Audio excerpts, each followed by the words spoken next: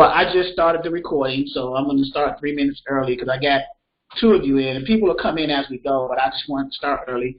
And then I think Della, how are you? I'm fine, and you? Okay, so I'm going to share my screen now because I remember Della had a question. And then Antoinette, how do you want to be referred to? Tony B? Either or. Okay. It doesn't matter. Okay. So I'm going to, Antoinette, I guess this could be kind of like a one-on-one consulting, but I'm going to answer some of the questions. You and I were on the phone earlier. You asked a question about the process of when. Can you repeat that question? Because I can't remember. I've had several phone calls since you and I discussed. The message that I left. Yeah. Because I didn't speak with anyone. I just, I got a message from you. I left a message. I was just saying that I wanted to know exactly where. Because I've been on so many sites, to be honest with you. I just said, you know what, let me just pick one and stick with that one. Because I realized yourself and the school that you went through, where you trained through. Oh, RBDS? Right. I was on there. Calvin Butler? Right. So, okay. And I realized I was wondering because when I went to sign up, I was seeing different rates. And then when I looked at the recordings that I was listening to, they were like last year. So I said, okay, that's the difference in the pricing.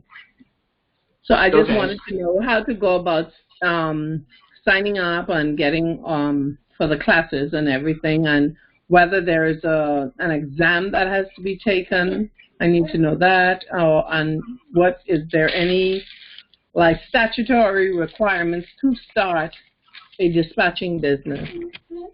Okay. Have you? You've not enrolled in Dispatcher 101? I thought you enrolled. Listen, I don't know what I did, honestly, because last night I started the enrollment process, but I haven't received any emails confirming anything. And then I checked my credit card that I used, and up to this evening, there were no payments. I didn't see any payments going through. Yeah, I'm sharing my screen now, right? Can you see my screen? Yes, I can.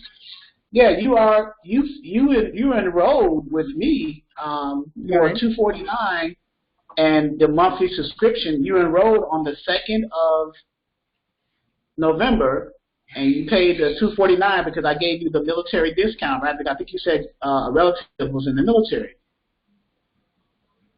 right? 6, 7, 8. Wait a minute. What? Right, PayPal. I think you either paid through PayPal or a debit or credit. But I can. So I'm showing you the screen now. So that's that. Let me minimize that. And let's go into the email because you've already paid for my course. I definitely will. Can you Can you continue on? Let me just get my grandson settled, please. Okay, no problem. All right, I'll join you right back. But you can go on. All right. Okay, Tony B.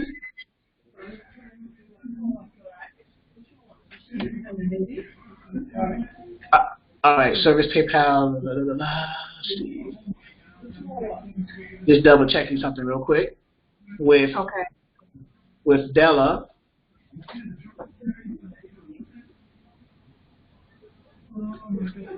And subscription. Open up that.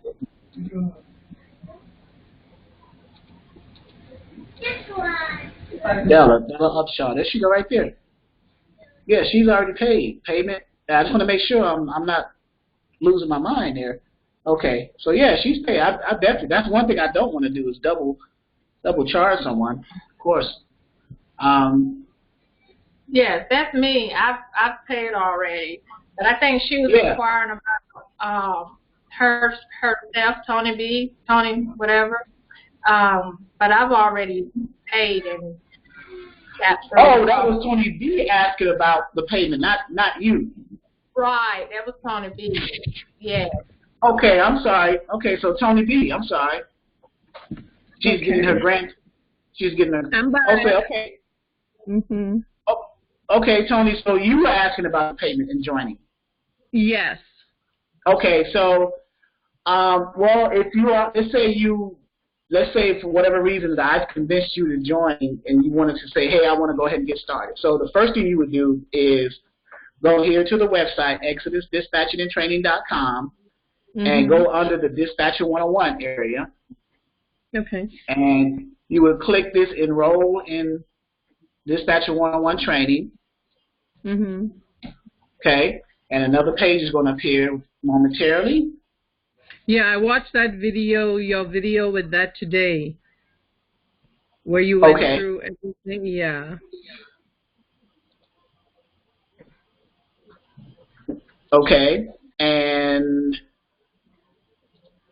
so you click this. So I don't know, are you military or is your husband military? No. Okay, so then if you were, then you would select, there are 3 payment options. The first one is the Veterans Discount, $249. You would click that button. Since you say you were not military, then you would pay the regular single member rate, $299. Or if you have someone that wanted to join with you, there's a 2-for-1 special. 2 people can join for the price of 1, which is $499.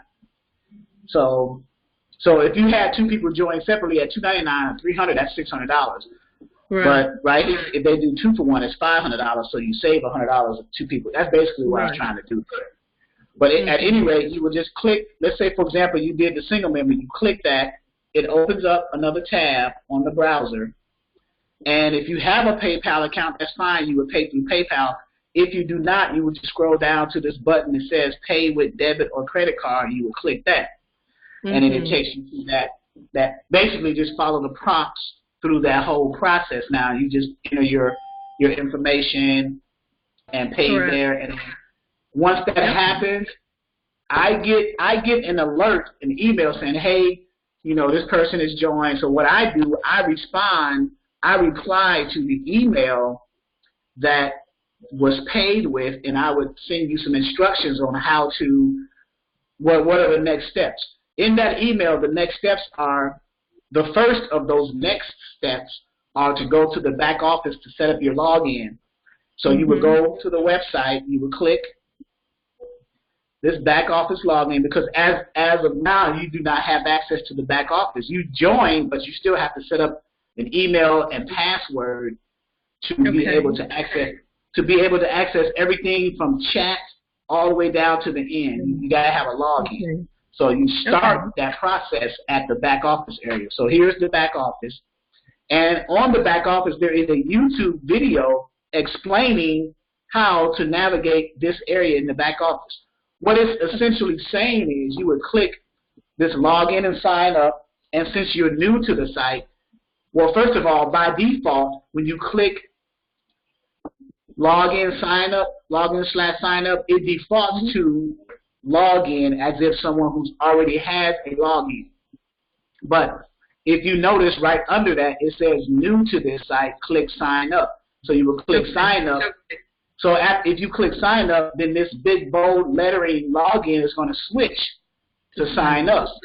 Right. You see that? It switched. And you can go back. Already a member login, it's going to switch back. You see? Yes.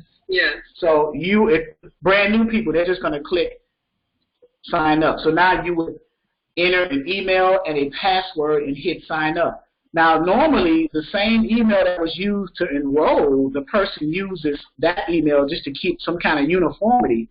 But you're welcome to use any email as long as you keep track of that email, Correct. And then whatever password, then you hit that. Once you hit sign up, it's going to send me an alert to the back office of the website portal. I'm the webmaster of my own website. I did all the content you see on the website. I did all that. Okay. So it's I'm taking you to the back office now. So it's going to go to the back office. Once you hit that button that says sign up, it's going to send me a little notification being right here, hey, someone needs site approval. So what I'll do is I'll click it,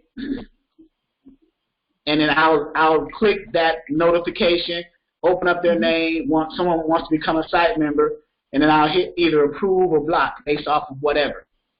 Okay. I'll approve you.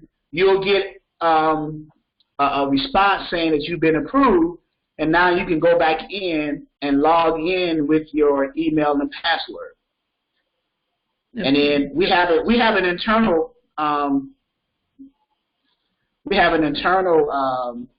chat group too. I need to direct people to go to there more often so everybody can chat internally on the website, because we used to be on Facebook. We used to have we still have a Facebook group, but there's no chat feature to that Facebook group.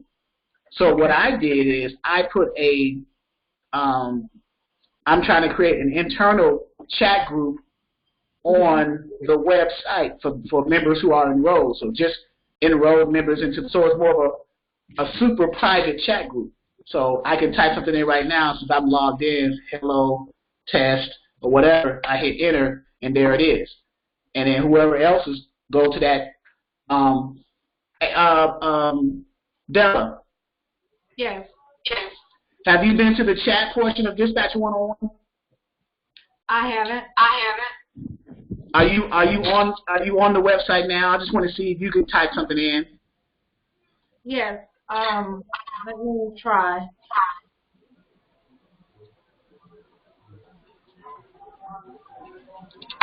No, it's not letting me do anything. Have you gotten site approval for the website? Your email and password? Yes. Okay, so when you go to the chat page right here, does it tell you to log in, or does it automatically brings you to? It automatically brings me to the page. And you're not able to type test or something like that, just to. You know what? Actually, the way I got on, I went to the online part. I clicked on that, so I didn't go to chat. Oh, okay, like the live online training. Yes, that's right. Mm-hmm. Okay, but can you open up another tab on your browser and go to the Exodus website?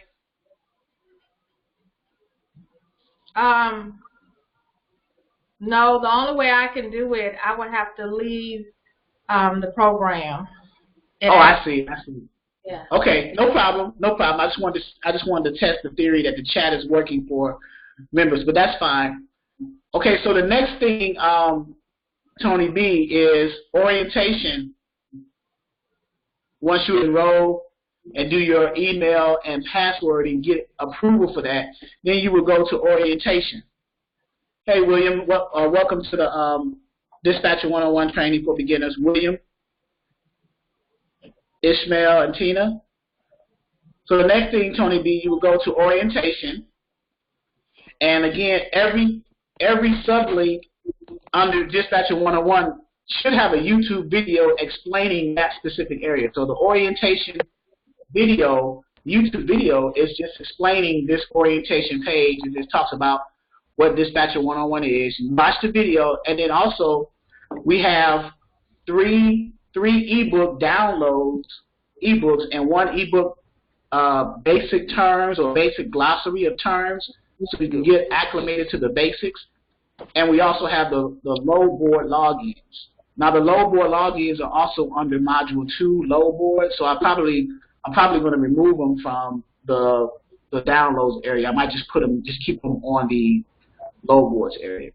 But orientation just talks about orientation, and then after you watch the video and download your ebooks, because you get the 3 free ebooks, you get the one glossary that's included once you enroll into the platform. That's okay. All included. That's all included. That's free. And you just fill out and this is just a basic questionnaire after you watch the video. the YouTube video. Just full name, the date. Did you watch the orientation video? Yes or no? Did you download the PDFs? Yes or no? Any comments you have, and then click submit. I have a database, and I'm just keeping track of questionnaires and people filling that out. So that's basically it. And then I got a little PDF over here, some best practices for owner-operators. That's just something that dispatchers may want to just look at when they start getting their owner-operators and kind of vetting them out to see if those owner-operators are following those best practices, those standardized best practices according to the industry. So, and if they're not, then you as a dispatcher, you may want to consider whether you want to work with that carrier or not, because chances are they may try to do you wrong and things like that. So just some little helpful hints. Okay. So, and then business setup, I'm developing that. I haven't finished it yet, but I'm developing it where I put in a video and some content as far as business setup, meaning like getting your business license, you know, coming up with a business name that relates to your personality and the type of business that you want to do as a dispatcher, basically, in this particular platform. Getting your EIN number, how to do that, EIN number, IRS.gov and things like that. What type of entity or legal structure that you want your business set up to be. Do you want it to be a single member LLC? Do you want it to be a sole proprietor? Do you want it to be a C Corp? Do you want it to be an S Corp? And what are the benefits and you know, what are the advantages and disadvantages of each type of entity, you know, in order for you to decide which one you want to choose. In most cases, people are choosing LLC mainly because the business, like if someone sues your business, they can only go after the business. They can't touch your personal property, your personal belonging. That's one of the main reasons people choose the LLC. It's to an extent. Right. Because LLC, they can still, you know, it depends on who is mitigating it. You know, well, for me personally, I think because I've already set up a corp. I have a registered corp. Is it a C Corp or an S Corp? I think it's the S Corp that he did. Right. So there's tax advantages with an S Corp over an LLC as well. I just got finished reading a book about that. The book is called Tax Free Wealth. It's part of the Rich Dad Poor Dad series of Robert Kiyosaki. One of his Rich Dad advisors, he's a tax person. His name is Tom Wheelwright. The book is called Tax Free Wealth. I just literally got finished reading it. Literally. Just put it down. Yes, it was a great read. As a matter of fact, that's book of the month. As a matter of fact, excuse me, 1 second.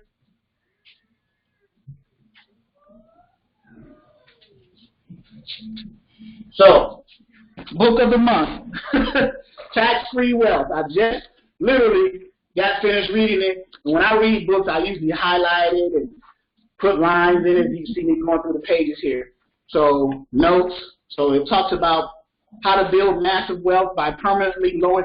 This basically is talking about how to lower your taxes or even eliminate taxes on certain things in order to keep all that money and take that money that was saved and invest in things that will create passive or portfolio income. So I know we're dispatching, but that's still a good point to be involved in because we got into dispatching to be, you know, entrepreneurs. So now once we're entrepreneurs, we're starting to make money. So now we want to also get to a point where the money is you know, you want the money to work for you as well. You know, at some point you want to stop working for money and you want money to work for you. So we've chosen the transportation industry, particularly independent freight dispatchers, to make our money. So now once we start making enough money where our business, whatever the name of our business is, as far as dispatching, mine is Exodus, yours can be Tony B's Dispatching, whatever our name is generating, it's automating itself. So now we're taking those profits and putting them into other areas where, you know, we're buying assets that's producing passive income, maybe real estate, maybe something else. So you never, there's a saying that I go by, and I've heard someone say, and it's been sticking with me. I don't buy a liability until I got an asset to pay for it. So you know how people buy cars and make car payments. I don't do that unless if I get a house, if I buy a home and I'm generating cash flow every month from the mortgage or from the person that's renting that home, then that cash flow can pay for the liability that I want. Because a car is a liability. A house, in my opinion, is a liability because the definition of an asset is something that puts money in your pocket, and liabilities take money from your pocket. So if you're buying a car, you're making payments on it. It's not an asset. It's a liability. So, but back to the dispatching portion of it, we want to get to a place where our dispatching business is generating income for us, passive income, portfolio income even, and the type of structure that we set our businesses up under can help in that. So when we're doing the business setup portion of dispatching, that's something that we may want to take into consideration. What are the benefits? What are the tax benefits for it? What are the business benefits of it? And if one outweighs the other, then we make a decision that we choose that particular entity type, whether it's an LLC or, in your case, Tony, an S Corp.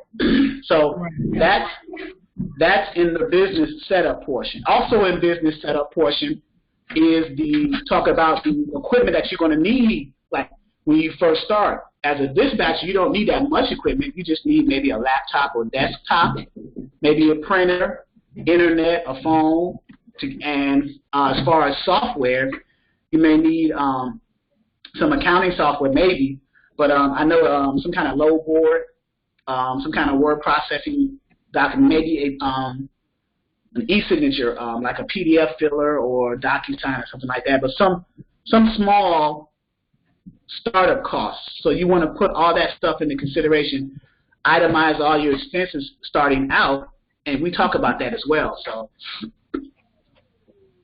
and then we get into the meat of the course in the 4 modules. So module 1 is carrier acquisition, module 2 is load boards, module 3 is booking and load, and module 4 is invoice. And then we have some supplemental things that we use, the forms and documents that you're going to need, and then tools and resources, and all the videos that I do are recorded, and they're in the training videos section. And then I just got some little tidbits here, the ebook explained, the glossary explained, but that's basically it. As far as the platform, but it's an ongoing platform. You use it for as long as you need. It's on a basic level, so the purpose is to establish a foundation for you. The goal for you is to learn as much as you can on the platform in such a way that you learn, that you master the basics, and you can venture off on your own and grow yourself and your business based off of the foundation that you've established.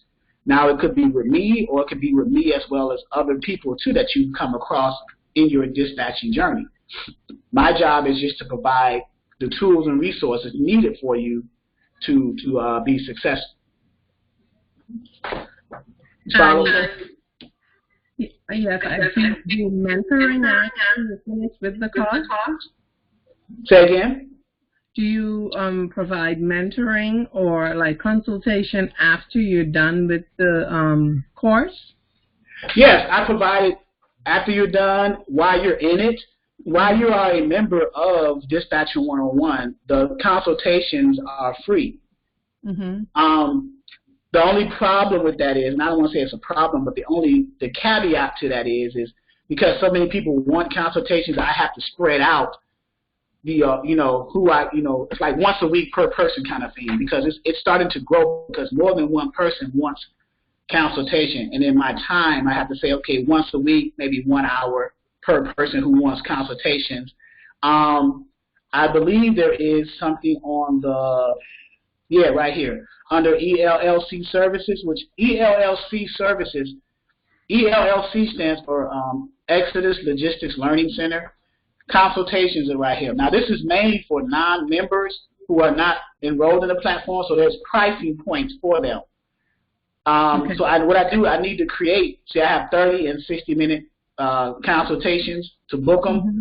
but I need to create a consultation link within the dispatcher one-on-one area for the members, and then create some kind of calendar where they can click a particular day, and then I get an alert, and then we set up that time, and that way I know on my calendar, I know who wants what and when. So okay. And the consultations, I'm assuming, will only be in regards to maybe what we went over in training, or maybe in areas that you may have difficulty grasping. Like, for example, in most cases, beginner dispatchers are having a hard time getting carriers. So in Module 1, carrier acquisition, there are different ways to get carriers, but some people may have a difficult time with cold calls. Some people may have a difficult time with going to their local truck stops and actually starting a conversation with real owner-operators to see if they're interested in having a dispatcher. Mm-hmm. I can give a little consultation on that, how to do it. I've actually started the process of actually creating videos where I myself physically go to truck stops in my area and what I do is I start a conversation with owner-operators. I don't pitch the script of trying to get them under a dispatcher agreement. What I do is I ask them, I say, hey, I'm a dispatcher, I'm a freight dispatcher. I don't necessarily want to get you signed up to a dispatch agreement. I just want some feedback from you because I'm doing a survey as to what do owner-operators look for in their dispatcher. So I'm getting feedback, and they give me that information free. That's valuable information. So now, what does that do from a dispatcher's perspective? What can that do as a dispatcher if you receive information from real carriers out there at a truck stop while they're having lunch or whatever, you just happen to stumble in? How do you think that can benefit a dispatcher? Well, it can, because then they know what service they would need to provide, or what areas to really look into for expanding their business. Ding, ding, ding, ding. Yep. Yeah, that's number one. I mean, what better way to understand an owner-operator than talking to an owner-operator, right? Mm-hmm. So what better way to, okay, you go up to and say, well, what do you look for in a dispatcher? Well, I want somebody who's going to always be available, talk to me, help me find the load, keep me running, don't try to cheat me. Some of these carriers, they're real brash with their conversation, right? But they're being real. So, like, I call my carrier, one of my carriers all the time. His name is Smooth. I could call other carriers as well, and to get feedback. Like, I can literally call some right now. But also, too, in carrier acquisition, if you're not good with talking to the carriers in person, then maybe cold calling will be your kind of niche, where you actually look at a resource, do a cold call. And I actually train on that a little bit, too. There's several ways to do that. But one way, we go to the load boards. As a matter of fact, carrier acquisition is getting the carrier to agree to a contract between you and them under a dispatch agreement and their profile where they tell you how they want to run. The load board module talks about once you get a carrier under agreement, now you have to look for loads for them. Well, the main source is a load board. This is where brokers and shippers put their loads as available. This is also where carriers list their trucks as being empty and available for a load. Module 3 goes over booking a load. What are the steps involved in that? Okay, you found a load on the load board in Module 2. Now you want to book the load, whether it's through the broker or the shipper. What is that dialogue about between you, the dispatcher, and the broker or shipper? You're calling about a load. You're getting details about the load, seeing if that load is sufficient enough and qualifies for what your carrier wants. If that's the case, now you book the load. And then Module 4 is invoicing the carrier. Now, this is all high level. I'm just talking high level. I haven't gone into real detail. I'm just giving you a high level overview of it.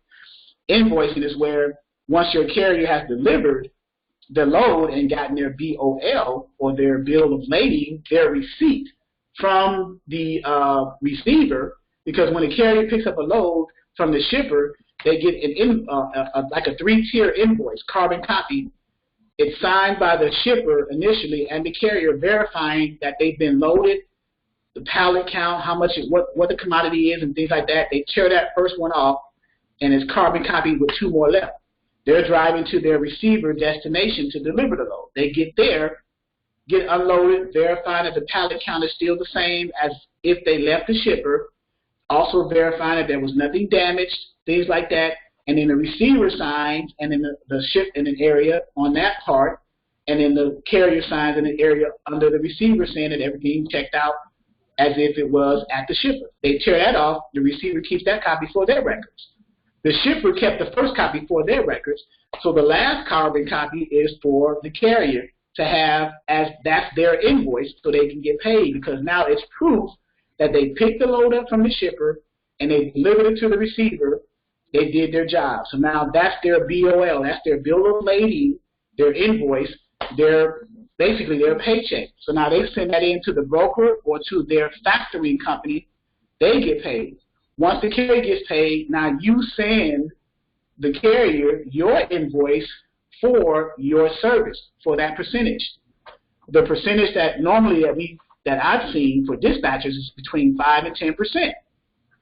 So let's say you charge 10%, and the carrier just ran a $3,000 load, so you're getting $300. So that's what you would invoice the carrier, the gross amount of the load, whatever that load paid when you saw it on the load board. That's what you are invoicing the carrier for. So that's under there. So any questions so far? No, I'm good. I do have some, but I'll wait. Go ahead. You can ask. Shoot. No, it's just, I understand all of that, but I have loads of questions, so I don't want to just, you may ask a question. You may ask a question that someone's been wanting to ask but just hasn't asked yet. So ask your question or questions. Mm-hmm. We have an hour and a half. I usually end at 8 o'clock. So okay. Yeah, well, I'll let you continue because I want to see the flow of what the whole what an evening with you is like on the actual conference call. So in the meantime, I'm making notes, so I would always ask my questions. Okay. So thanks, Mr. McKenzie. Mr. McKenzie just joined in. Are you? Can you hear me, Mr. McKenzie? William? Yes, I can hear you, Charles. How you doing? How you doing? I'm assuming you came up because I noticed you were in the RBBS as well, right? Of course. Okay. Do you have any questions? No, just sitting back and enjoying everything you say out your mouth. Okay, I'm gonna shoot back up to Della for a second. Della? Thank you.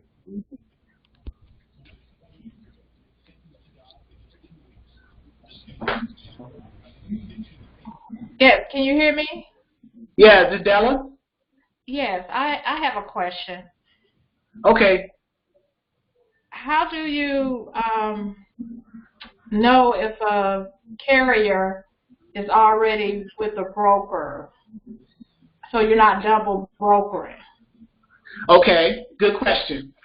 So one of the resources that we use under Module 1 Carrier Acquisition is a load board called Truckers Path. So I'm going to go to Truckers Path, and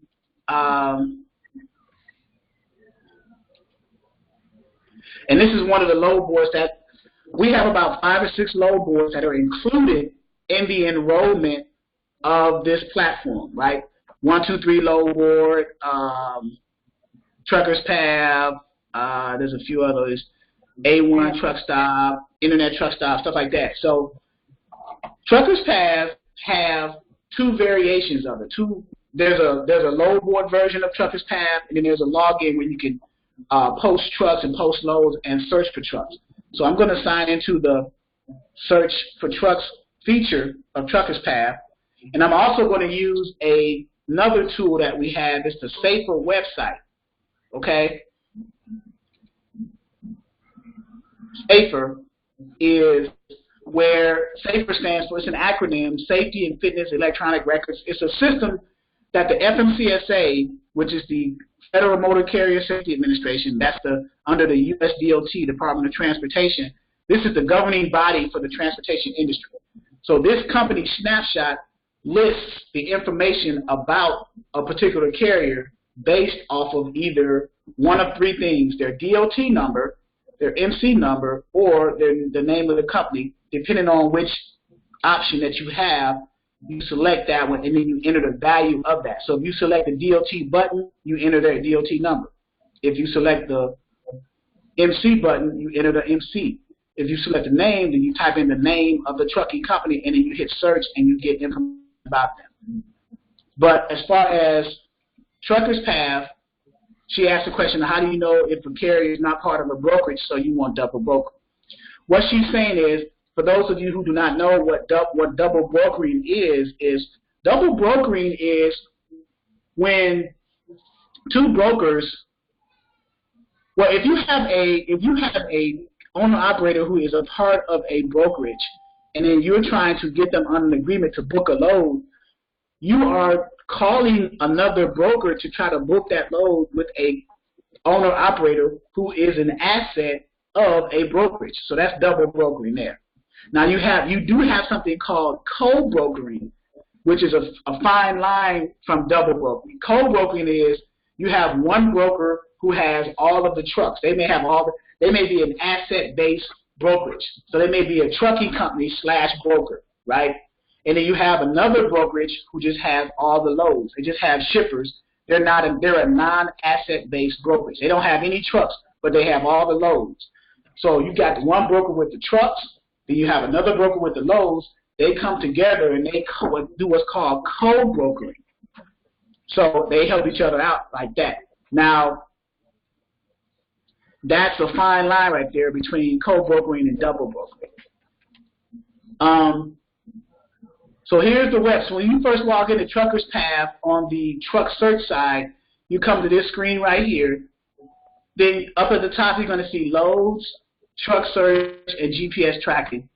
Right here, I choose truck search, right? Come to this screen here. This gray box with all the criteria, and it's spinning, showing how many trucks, because I haven't selected anything yet, so it's going to give you everything. Let me make a little side note here, too. In Dispatcher 101 training for beginners, I mainly start off focusing on equipment types that move the most freight out here now. What is an equipment type?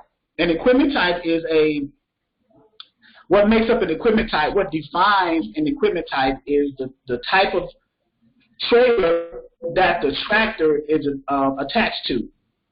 So you have all the tractors are the same. They may be different makes and models like International, Freightliner, Peterbilt, things like that, right? Those are the tractors. But the trailers that they are attached to makes up what's called the equipment type. So you may have a tractor attached to a dry van trailer, so the equipment type is a dry van. You may have a tractor that's attached to a flatbed trailer, so the equipment type is what? Flatbed equipment type. And then you may have a tractor attached to a reefer or a refrigerated trailer. So what equipment type is that? Reefer. Reefer, right. So those are the three main equipment types: dry vans, flatbeds, and reefers, right? So those are the ones that I select. So in this area here, this gray box, I'm going to leave the pickup as all states. Unless you know specifically that you want to target a certain state based off of how the freight is moving and the trends and things like that, that's fine. But as far as looking for drivers, I'll select all states so I can broaden and increase my chances of finding good carriers. Equipment, remember equipment or equipment types, I'm going to select those three. I'm going to check select, I'm going to select flatbed, van, and reefer. Now, mind you, there are other equipment types, but I want to stay focused on the starting out for beginner dispatchers. You want to make your job as easy as possible starting out. So you want to just select the ones that you know that are out there all the time. When you go out on the interstate, you see a lot of tractor trailers who are either dry vans, flatbeds, or reefers. So why not select those starting out so you can learn quicker and then broaden your horizons later on. Once you get the concepts down and the basic understanding of what it is to be a dispatcher, then you can add different equipment types as you go. But why not make your job easier by focusing on those equipment types that are out there more prevalent? You can get loads for. So I select those three. Under safety rating, I'm going to just check leave satisfactory. I'm not going to have a driver whose safety rating is conditional or unsatisfactory, because in the eyes of a broker that doesn't look good. So I'm decreasing my chances of booking a load if I have an owner-operator whose safety rating is unsatisfactory or conditional. I'm just shooting myself in the foot. So, and then I hit search. So now 276 is going to get a little smaller because I narrowed down my search criteria based off of 3 equipment types and 1 safety rating feature. So this number by default is going to get smaller. So it went from 276 to 144, and it grouped it in by 50, 1 to 50 of 144. So the first selection is 50, and then you go to the next page, another 50, so 51 to 100, and then third page, 101 to 144. So that's how that works. And then you basically, this is how you read it. This person, Brad Fry Trucking, he's a flatbed person. He posted 1 minute ago, making himself, he may be looking, now the company's called Brad Fry. The person who's looking is Stephanie. She may be a driver for that company. She may be a company driver. This is her phone number, flatbed. Her rating is satisfactory because all their ratings are satisfactory, because I only selected satisfactory as the criteria for the safety rating. And then here's her phone number. So if you notice at the end of each line, there is a little blue drop-down arrow. I hit that. It opens up more information. Here's where I determine if they're part of a brokerage or not. I'll take their DOT, NC, or company name and copy it and go back to my Safer website and paste that value in there and then hit search. It is going to give me more information about that company. Bradley L. Brad Fry Trucking. He's a carrier. So the entity type of that company is just a carrier. Now, if it said carrier/broker, I think Della had asked this question. If it said carrier/broker, that means that this company was a brokerage and that carrier was just an asset of that brokerage. Now, Fry Trucking has 9 power units or tractors or trucks and 8 drivers. So they have 9 trucks for their company. And Stephanie McCraney is just one of those drivers. That can tell whether, so let's see if we can find one that's a part of the brokerage that says carrier/broker, and we'll see if we can distinguish between, see, he's just a carrier by himself, and he's his own person. Jesus A. Gallegos, Jag Transportation. He's in Texas. He's 1-1. And let's say you wanted to call this person and talk to them and see if they were looking for a load and things like that. He's a reefer guy too. So if you were to do the cold calling thing, this is how it would go.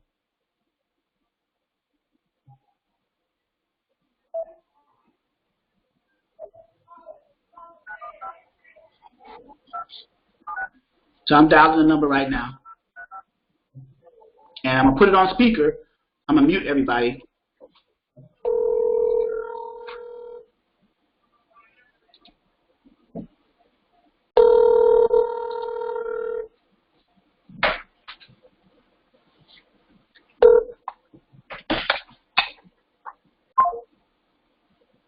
So he picked up and then he hung up.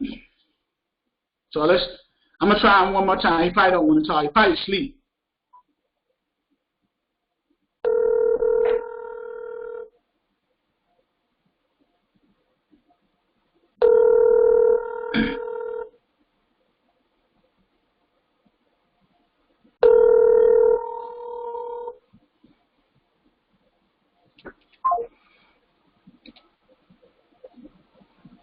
So let's try another one, because he's probably either asleep or just don't want to be disturbed. But this is what's called cold calling. Because cold calling is you're calling someone for the very first time that you've never met before, right? So, and that's how it's done. You just call them. So when you do call them, you're gonna basically introduce yourself, ask them are they under a load or looking for a load, or some people say how much money you need to move your truck. I used to say that. I no longer say it like that. I'll pretty much, after you've done it for a while, you kind of develop your own system or own niche, so to speak, and you just present it a different way. Let me copy this and paste this real quick. And I try to shy, as a beginner trainer, I try to shy away from companies for you guys so I can do with the little guys for a second. Here's a van person. Open them up. Copy their DOT or MC number. Now, does everybody know what a DOT or an MC represent? Yes. Okay, Here is Go Get It. Go Get It Express LLC in Cleveland, California. Will Weidman, he is a van.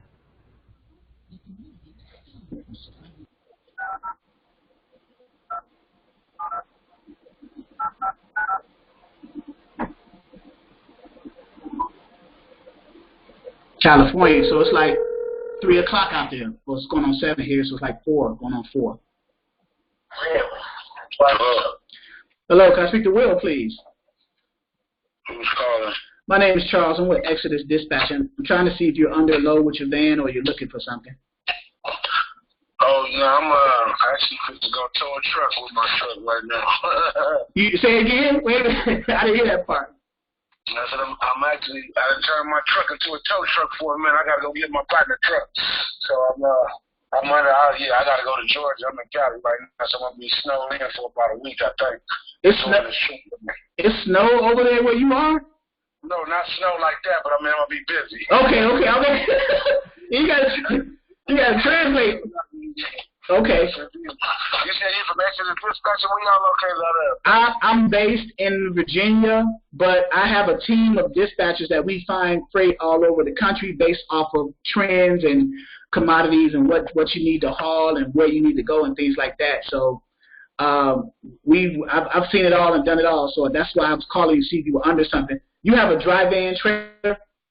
Yeah. Mm-hmm. And 53-foot air ride, swing door, and all that. So when you do load, what are you trying to get per mile? Like $2 better, or maybe more? Yeah, that's what I'm gunning for. I mean, I try to get, if I can squeeze 250, I'm trying to get as much as I can get to keep it real.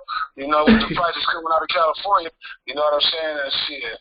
We paying down there. We paying $4 a gallon. So I try to keep it. I try not to put that on my truck for under $2 a mile all the time. Right. So you saying? Wait a minute. You saying diesel is $4 a gallon out there? Hell yeah, that's what I'm saying. Wow. Over on the East Coast, it's like $2.95, about $3, I guess. $2.95. Man, look, that's why I do most of my running in Texas, bro. Because it's $2 cheaper than California. Right. You know what I'm saying? Okay. I run Texas and, that way through Georgia, through Ohio, back around to Indiana, back down into Texas. You know what I'm saying? So you got a system then. Oh, yeah, because living in California, I can't run back and forth to California and think I'm going to make money. Right. It's not going to happen. Right. You know what I'm saying? Because it costs me, just to go from Dallas back into California, It's like 1,100 in fuel. God, God, no. Yeah, it's 900 coming out, 11 going back. That's crazy.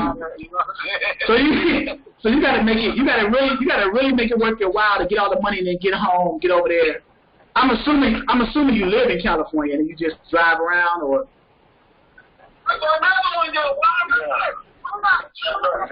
Okay. Well, I'll try. If you want, I could try to help find loads for you. You have put another set of eyes out here for you if you want. I know you got a system in place. You got certain states you run in. You already know what the trends are and what's going on. Right. What do you normally put on your truck? Just general freight? What commodities do you haul? Yeah, mainly just general freight. If the money right, I hold it on. I don't give a, I ain't turning down nothing. They paying like it's win, I'm rolling. I ain't got a problem with it. I don't care what it is. Okay. You know what I'm saying? Okay. So, I just, I don't have hazmat. I got teacher endorsement, though. I got everything else but hazmat and, of course, passenger. I don't need no passenger. Right. So you got Tango. That's cool. Hey, I got your information. I'm gonna check on some things. Go Get It Express at Gmail. Yeah, Express without the E on it. Go Get It Express at gmail.com. Okay, I see it. Yeah, because I found your information because I'm doing some training right now, and I see your information on truckloads, Truckers Pass, truckloads. Oh, okay, yeah. I'm not some truckloads, a couple of Fords. What I'm doing right now, I'm working on some dedicated lane with shippers and freight forwarders, kind of bypassing the brokers. So if I come up to some information, now you mentioned Texas, Ohio, what other states that you mentioned? Because I can probably set up some stuff in those states. Oh yeah, like I said, I don't do New York. Well, I ain't gonna say I don't do New York. I don't do the boroughs of New York because that's just too much. But like I do upstate New York, but 90% of the time I go from Jersey on down. You know what I'm saying? Okay. I really don't. Florida ain't got nothing coming out. Right. But they get me up in there from time to time. Because they pay me well to go in. Right. Yeah. I did hit out 8 trips for it. That's cool. Okay. Other than that, I go everywhere else. So, like I said, I try to stay New York. I'm in New Jersey, Pennsylvania on down. I hit Florida when it's paying right, and I come all the way back. I hit anything else. I know it's going to get winter time, and I know the freight don't really be high up there up north, so that's where I'm trying to go to keep it real. I know where to go. Right. Go to no, you know what I'm saying? Right, because it's hard to get stuff out of there, so they're going to be willing to pay more for that. Right, exactly. So I'm just waiting on the snow season to kick in full pool. You got the chains ready for your tires or what? Yes, sir. I ain't got a problem with doing the things. I got plans. I got immaculate chains. Man, this is Go Get It Express you talking to. Go Get It yourself. Shit, I go get it. That's what I do. Okay. All right, brother. I'm gonna keep your mama sense. Okay. All right. Hey, I'm gonna let you. It sounded like you was busy with your family. I ain't gonna hold you up too long, man. I just wanted to get some information from you. Yeah, for sure. It's all good. Yeah, because I'm gonna pull out tonight. I'm pulling out tonight. So I'm enjoying my little family time while I got it. Yes, sir. I know how important that is. I ain't gonna hold you up any longer, brother. Yeah, you be safe out there too. I'll be getting with you. Okay, most definitely. What you say your name was again? My name is Charles with Exodus Dispatching.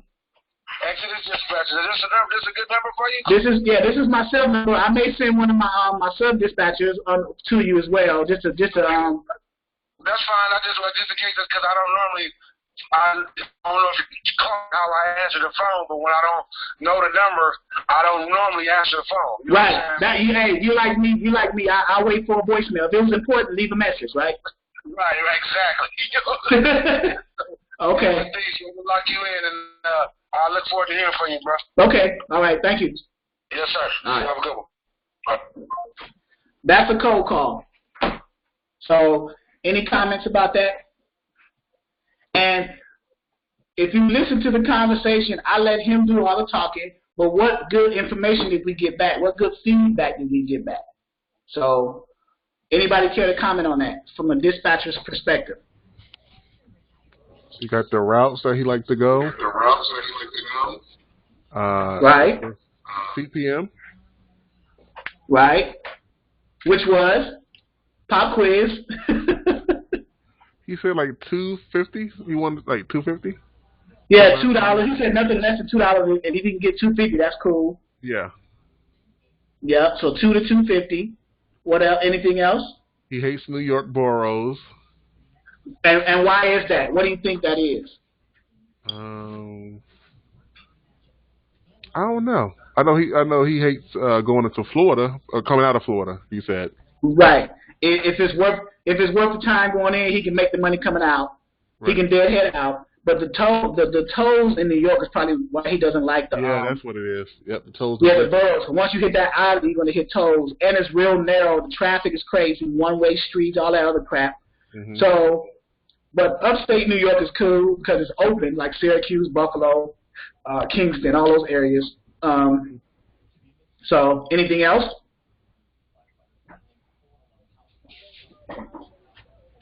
Somebody else can answer. Anybody can answer. Anybody can mute themselves and answer. I just want to see from a cold call the type of valuable information, and what he told us basically was his carrier profile, right? So when we send and he wants to hear from me, I'm going to give this carrier away. I don't even want him.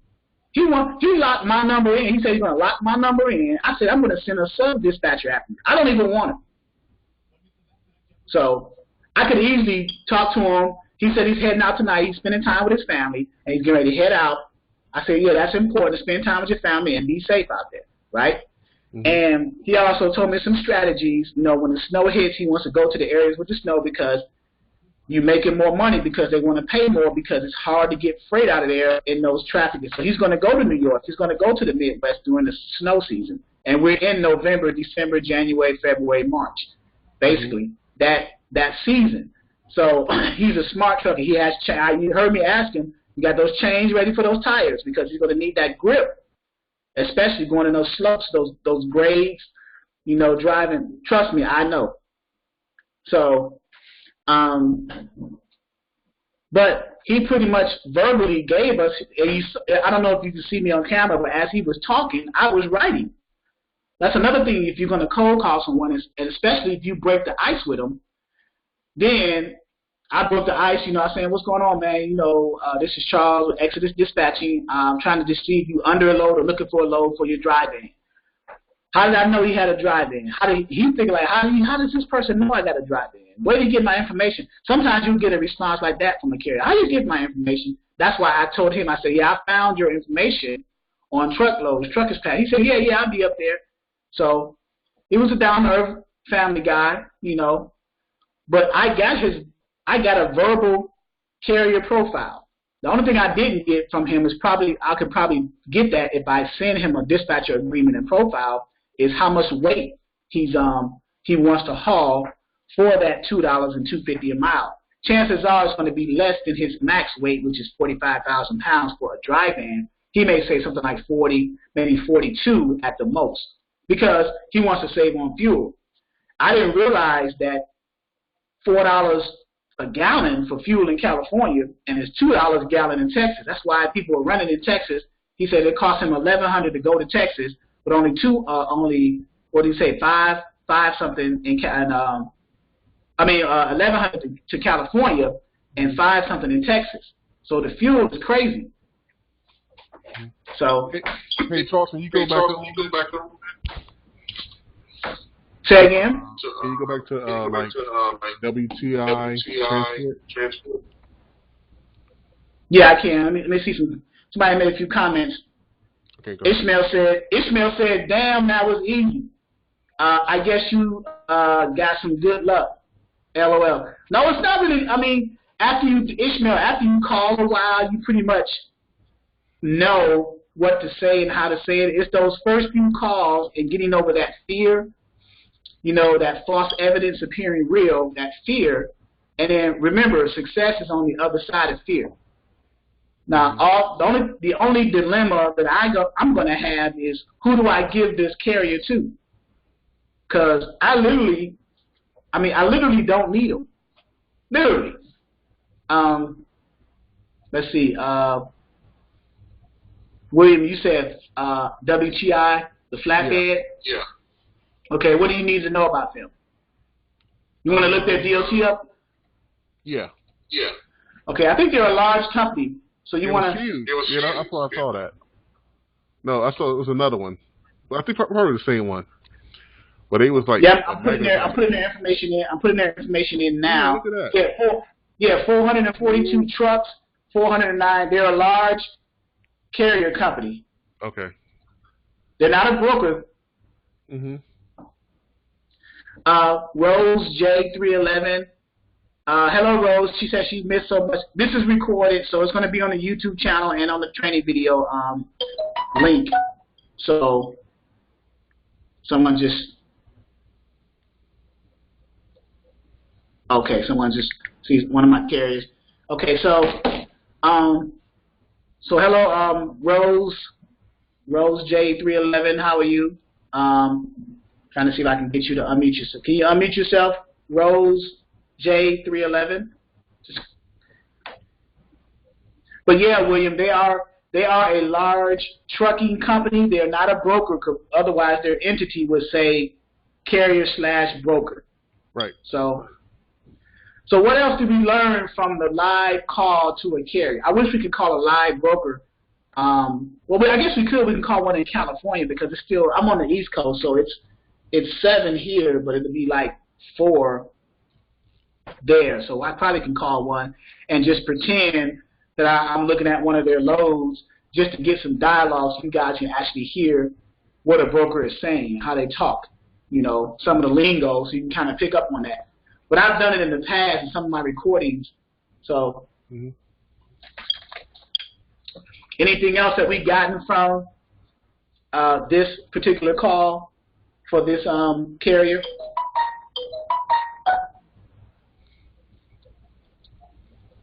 Rose J311, are you able to unmute yourself to speak?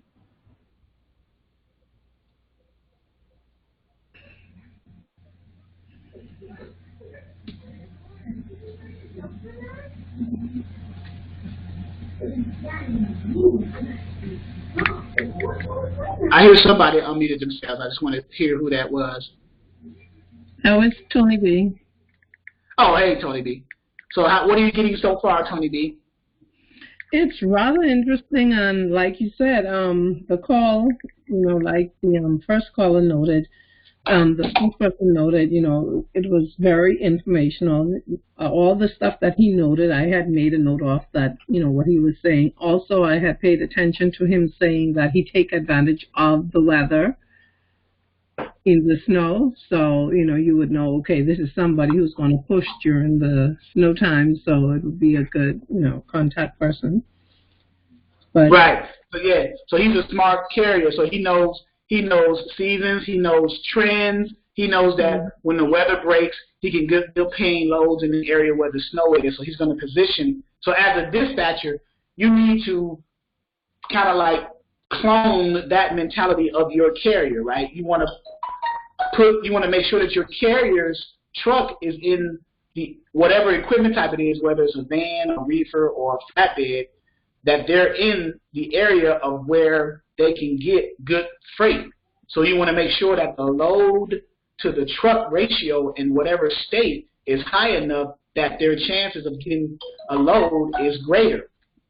And then you just do that. You just basically connect the dots. So he get a load here, then you move to another state where the load to truck ratio is high again, and you get them out of that state, send them to another state, and do the same thing. And that's basically what dispatching is. You're connecting the dots in areas where the load to truck ratio is high for whatever equipment type that you have under a dispatcher agreement for that carrier, for that owner operator.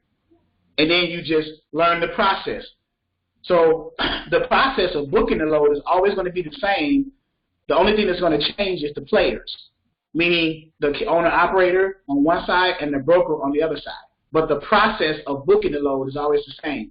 You, as the dispatcher, you find a load on the load board for your carrier. You call the broker and say, hey, I'm looking at the load. Matter of fact, I'm going to do a role play or pretend. Let's say that I got Will under a dispatch agreement for a dry van load. He's in California now, but he mentioned something about Texas. So let's go to a load board, right, and pretend that we already got his dispatch agreement and everything. Okay, Will, enjoy your dinner appointment. Be safe. Will says he has to go. He has a dinner appointment. See you Sunday morning. Keep up the good work. Have a nice night. Will said, have a nice night, everyone. Yeah. Okay, bro. Looking forward to you joining.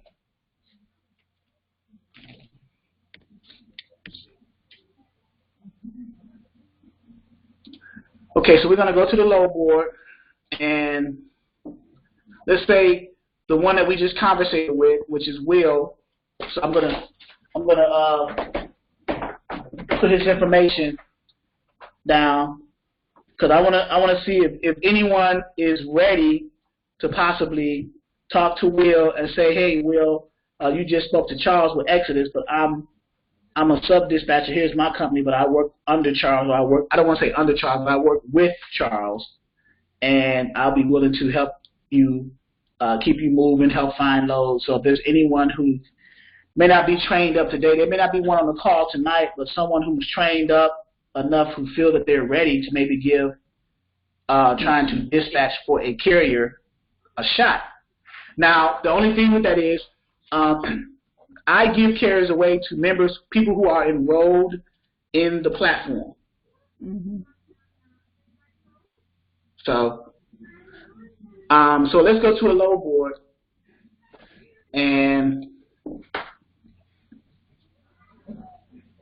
this is Internet Truck Stop. Let's go to 123 load board, the one that's more user friendly for everybody. Well, Internet Truck Stop is user friendly too, but 123 load board. This is a load board that's included. This is included with the enrollment, right? 123 load board.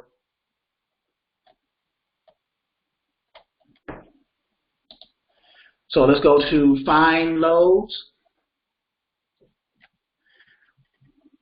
And I may switch back and forth between Internet Truck Stop and 123 just to give you a taste of both. I'm gonna remove the Safer website portion, and I'm gonna remove the Truckers Path because we got that. So here's Internet Truck Stop. So let's go to new search for that. And let's say that Will, who was the carrier that I just called on the phone, that he was in Houston, Texas. Okay? So we'll put the city as Houston, state as Texas, and let's keep his deadhead at the default of 100 miles. His equipment type. What was his equipment type, guys?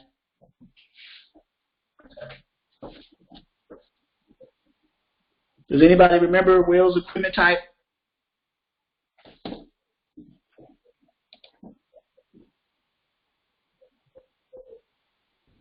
Ride on, roll on. What is it called? He was a dry van. Drive-in. That's it. So I'm gonna put van. Van. Okay. And then let's say the pickup date, he wanted to pick up a load. Today is Wednesday. Let's say Friday. Let's say he wanted to pick up something on the weekend. So Friday's the 8th. And going anywhere, let's just see what his options are. So we'll leave the destination blank. Or we can select multi-states and choose those states that he felt that he can find good loads in.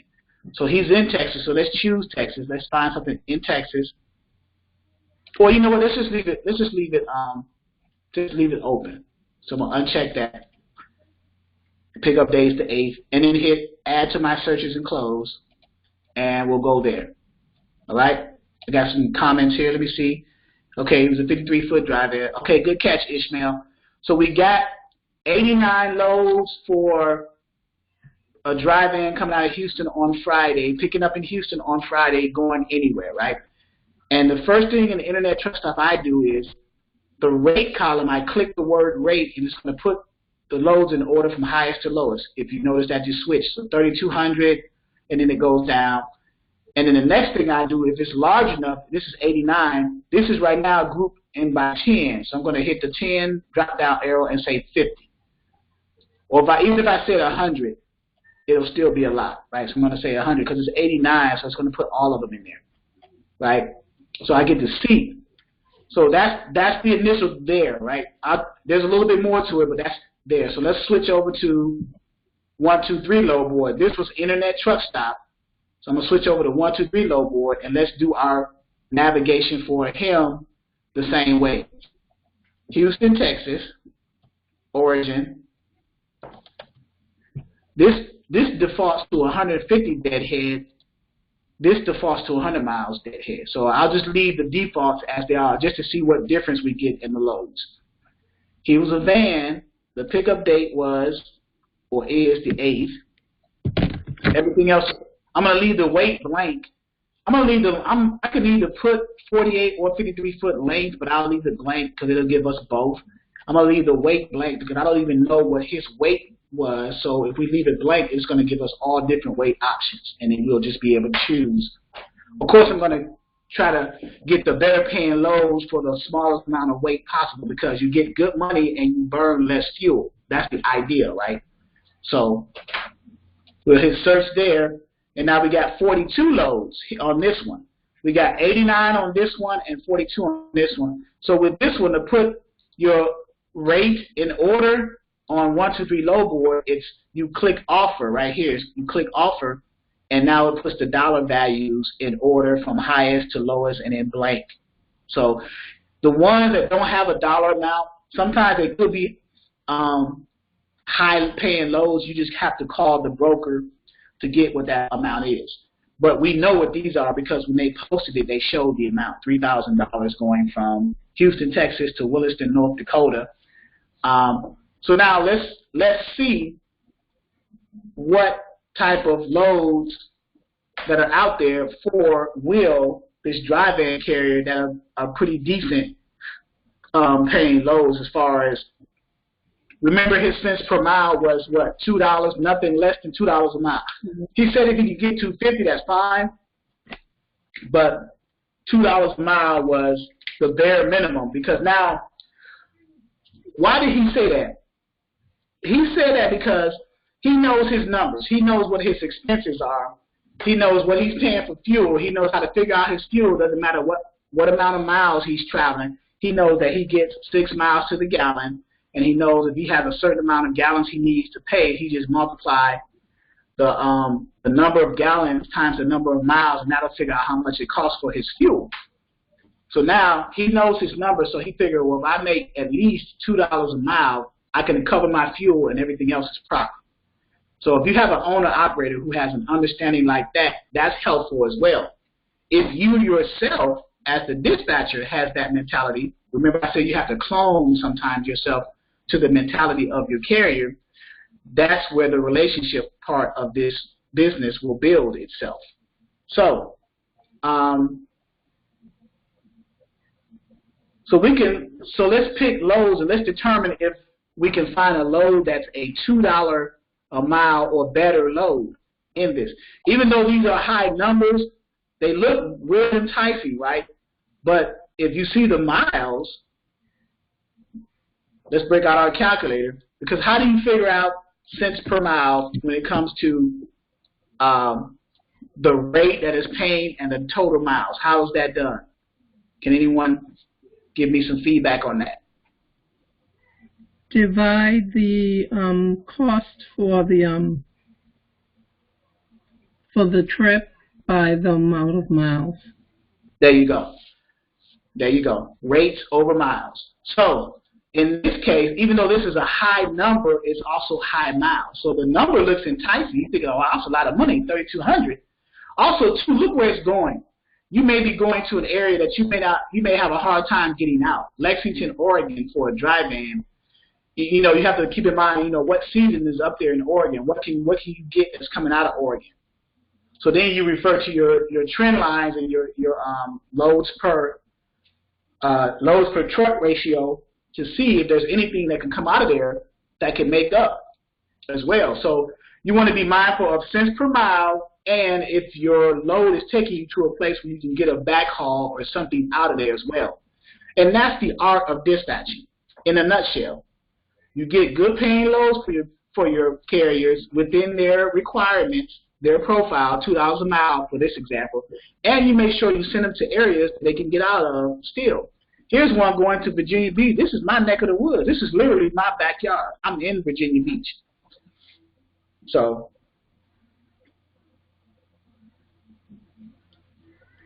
yep. So he's coming here. He can come here and visit me because you see, I'm in my dining room table doing this training and looking at my window.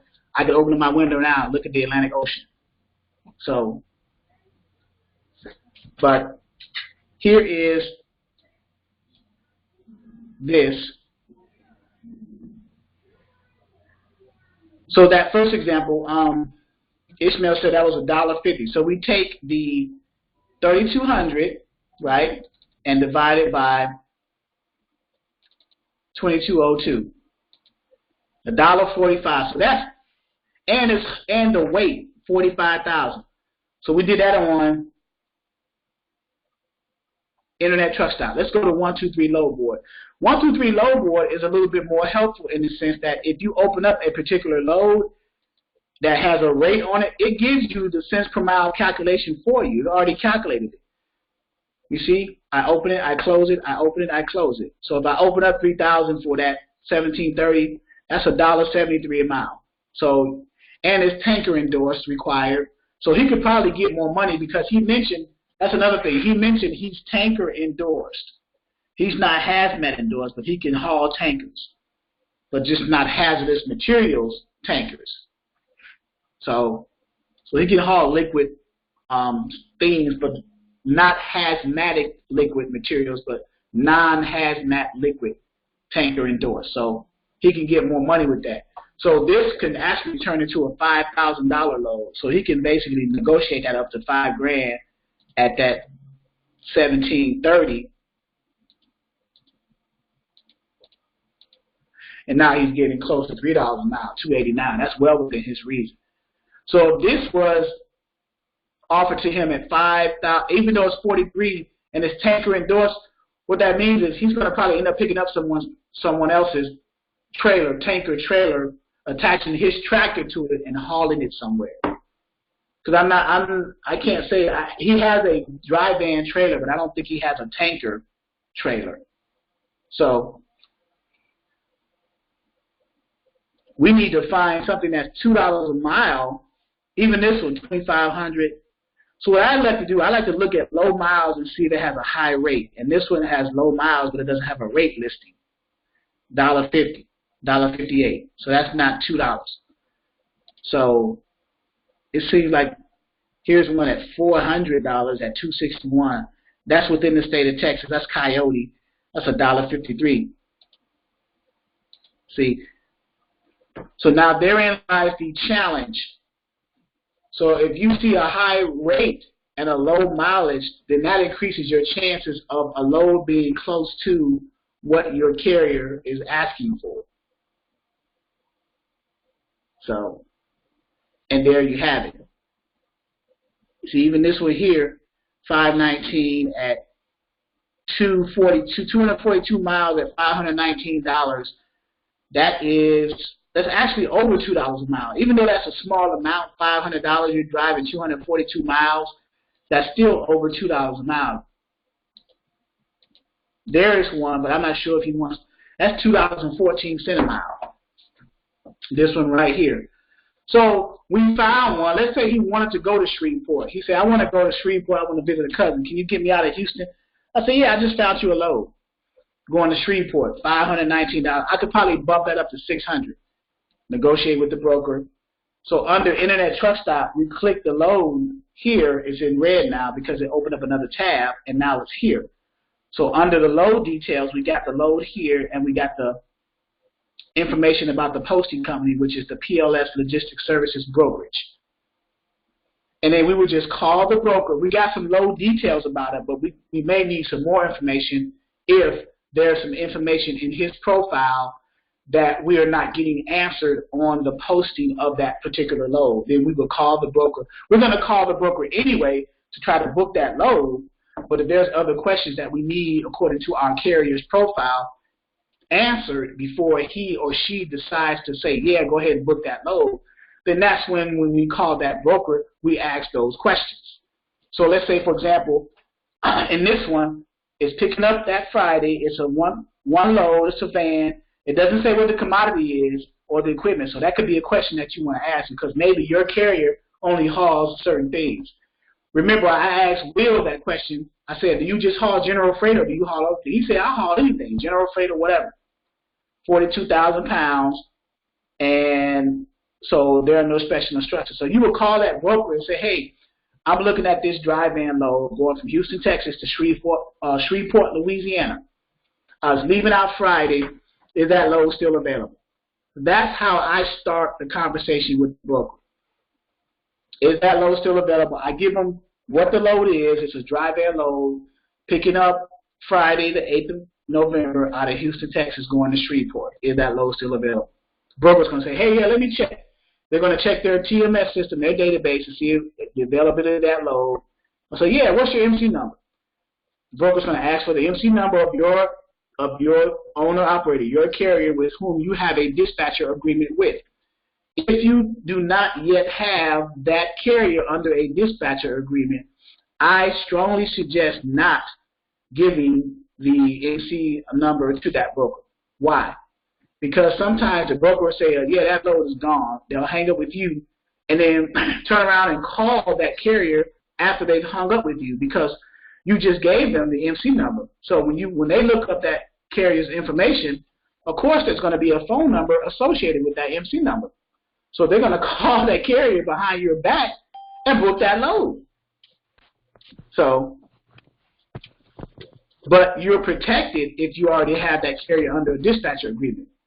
And I've had cases where, to answer, because I know someone's going to ask this question, but I've had cases where I had a carrier under a dispatch agreement. I called the broker on a specific load. They said the load was gone, so okay, I said, okay, that's fine. I moved on, hung up. They turned around and called my carrier. My carrier actually told them to call his dispatcher, or did he call the dispatcher? Called my dispatcher and booked the load through my dispatcher. And then my carrier called me and said that the broker tried to book the load with them without me. That is grounds for reporting a broker for unethical behavior. You can report a broker.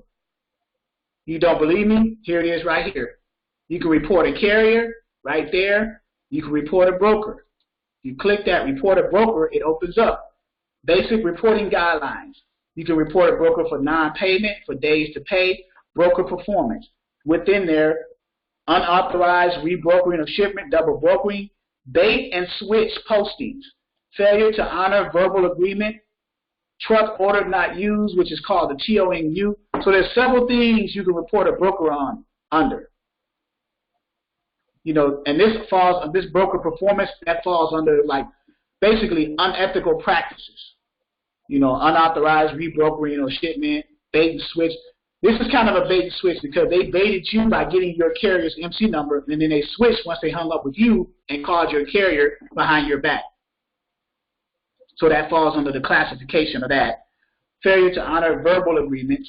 Sometimes a broker will say, yeah, I'm going to hold this load for you while your carrier finishing up the carrier packet, and we're going to book this load. And then about 30 minutes later, they'll call you back and say, oh, yeah, by the way, this load is gone. It's already been booked. We already booked the load.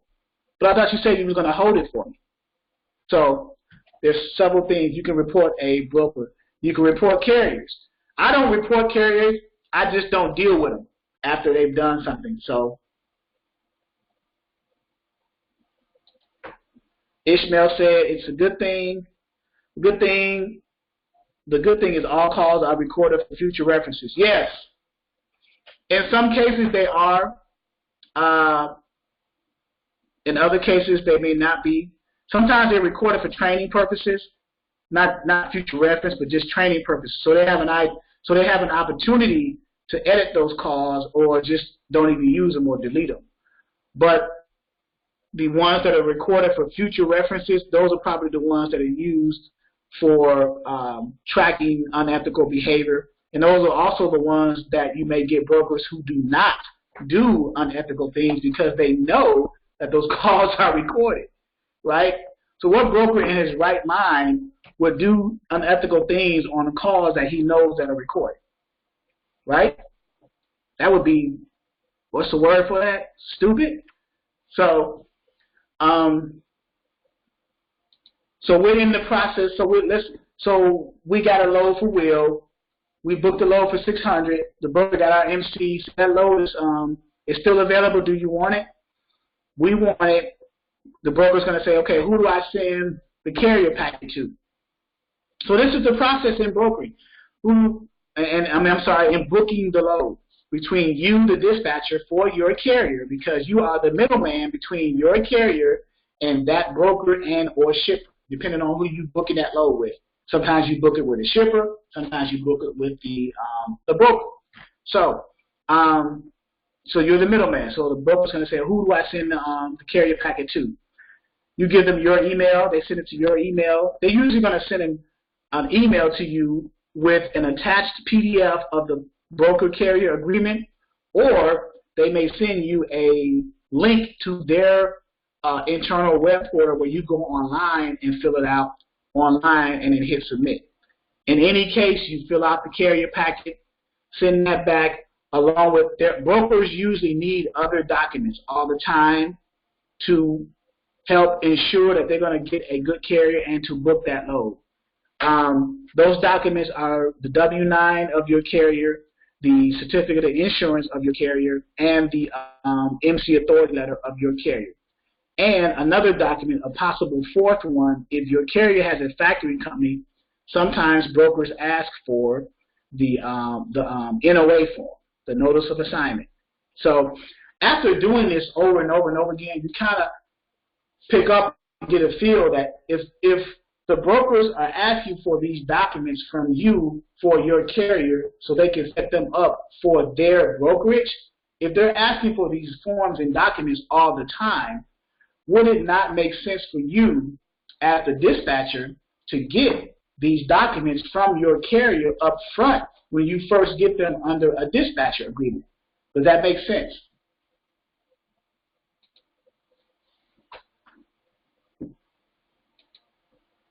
That way, you wouldn't have to continually chase your carrier for his or her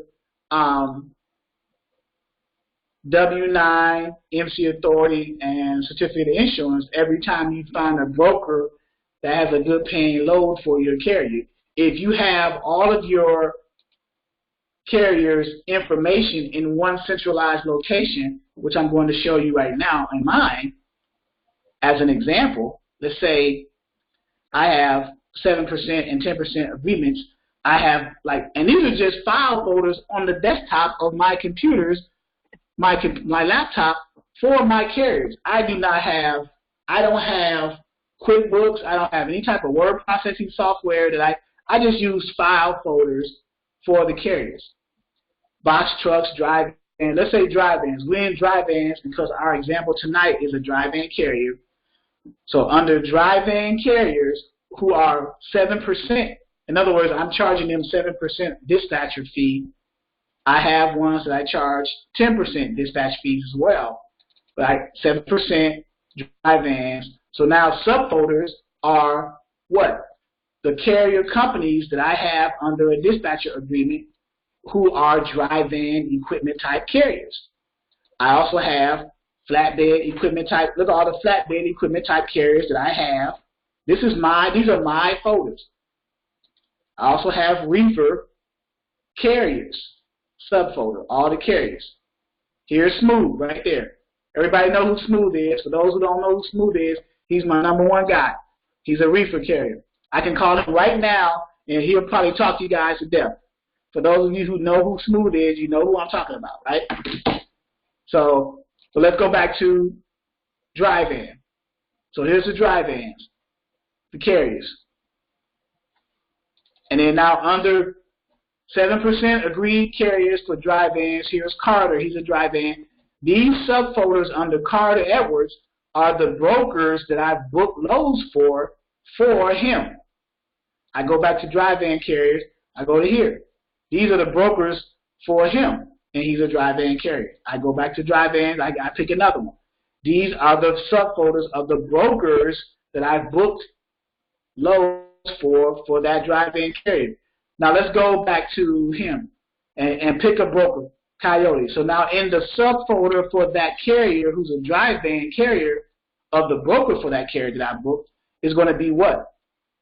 The carrier packets and the rate confirmation of that brokerage. Because when you deal with brokers for your carriers, you send that carrier packet back, right?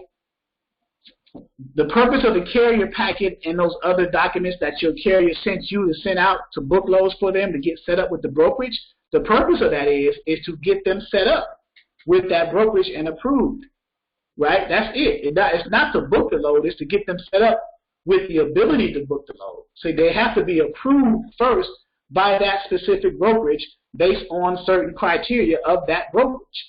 So once that happens, now the broker is going to call you back and say, hey, Charles, your carrier is set up, he's approved now, we're ready to book that load. I'm going to send you the rate confirmation so you guys can sign that and send that over. So now they're going to send you a rate confirmation of that specific load that you are initially trying to book. Once you sign that, or your carrier signs it or gives you the authority to sign it, and you send that back, now that load is officially booked. That's how it works. So here's an example of what a rate confirmation looks like. And this is Coyote. This is from a previous load that one of my carriers did. And the rate confirmation has standard information. It does have a load number on it, because with rate confirmations, when you get to the shipper and the receiver and you show them this information and you get to the receiver at the gate to get in, they're going to say, yeah, I'm here to pick up this load. It's load number 137-96262.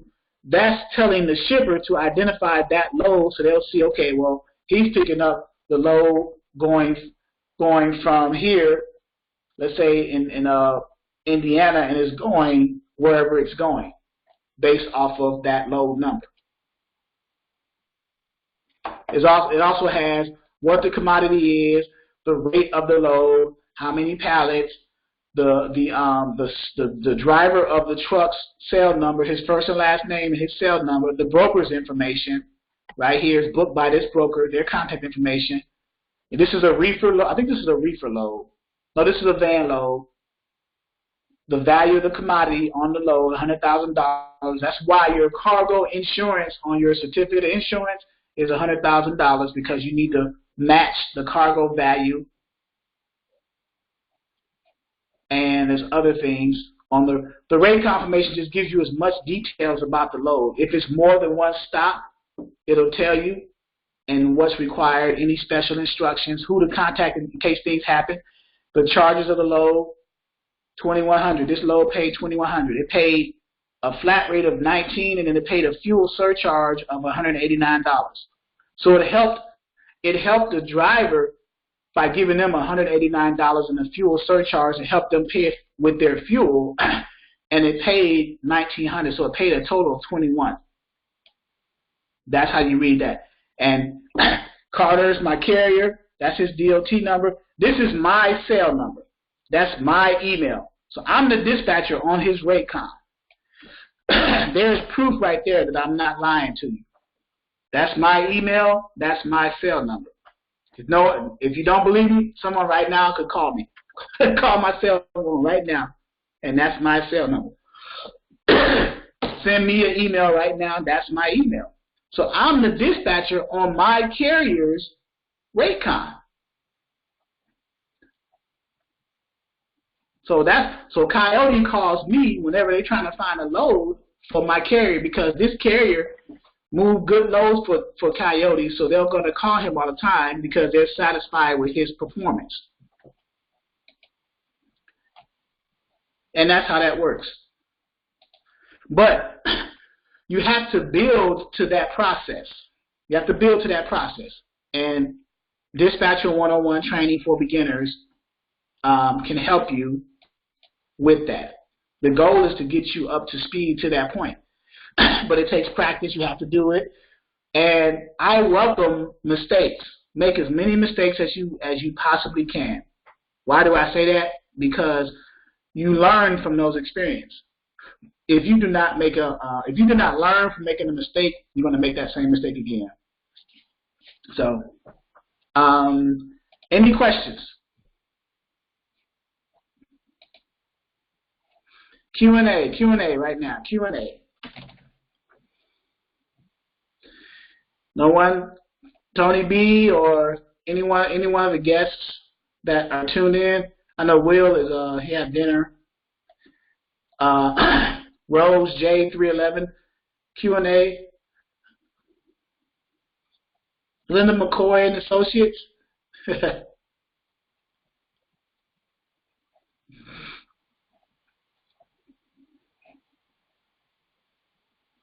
No questions?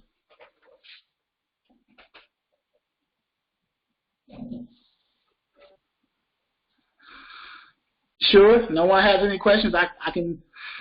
I'll just cut it short tonight if there are no questions. Hopefully, I answered a few things. Hopefully, I called a carrier live, so you guys got to hear that person, and he showed interest. I got his number, so I'm going to determine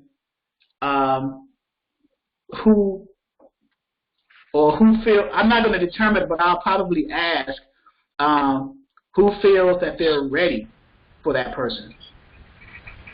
Charles, can you explain the load, the trend lines, and compared to the load to ratio, truck to load ratio examples you shared last week? Okay. Yes. Let's go to that.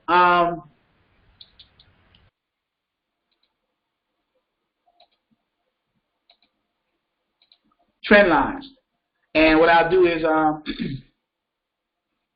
me copy this and share this with you guys.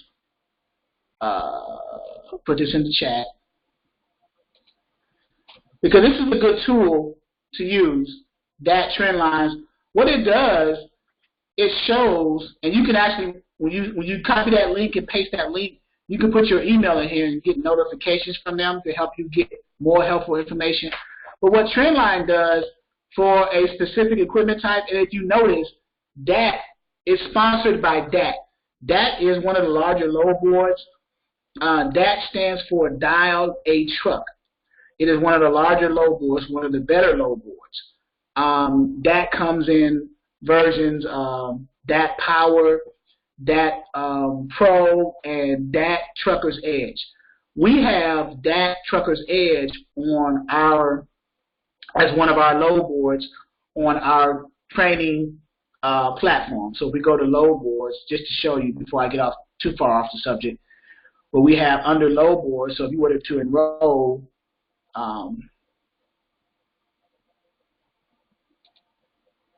so we have 1, 2, 3 load board, we have that Trucker's Edge, that's what I was talking about. Trucker's Path, Next Load, which is a free one, A1 Freight, Free Freight Search, and DOFT. So we have those. We're going to be adding some more. I'm just checking on some security features. But anyway, the trend lines have the 3 equipment types that we discussed earlier: dry vans, flatbeds, and reefers, right?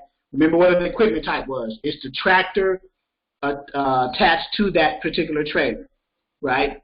Also, remember, equipment types are in carrier acquisition as well. If you go through carrier acquisition, module 1, you can scroll down and see the equipment types. I actually give you screenshots of what they look like. This is a dry van equipment type. Here's the tractor. There's the dry van trailer. Here is a reefer equipment. Here's a reefer trailer. There's no tractor attached to it, but it's just a trailer. The only difference between the dry van and the reefer is that cooling unit that's attached to the front of that trailer. That's called a TCU, temperature control unit. It keeps the freight or the commodity inside the trailer pre-cooled to a certain temperature. And then here is a flatbed equipment type, the tractor attached to a flatbed type of trailer. Okay? So just to give you an overview.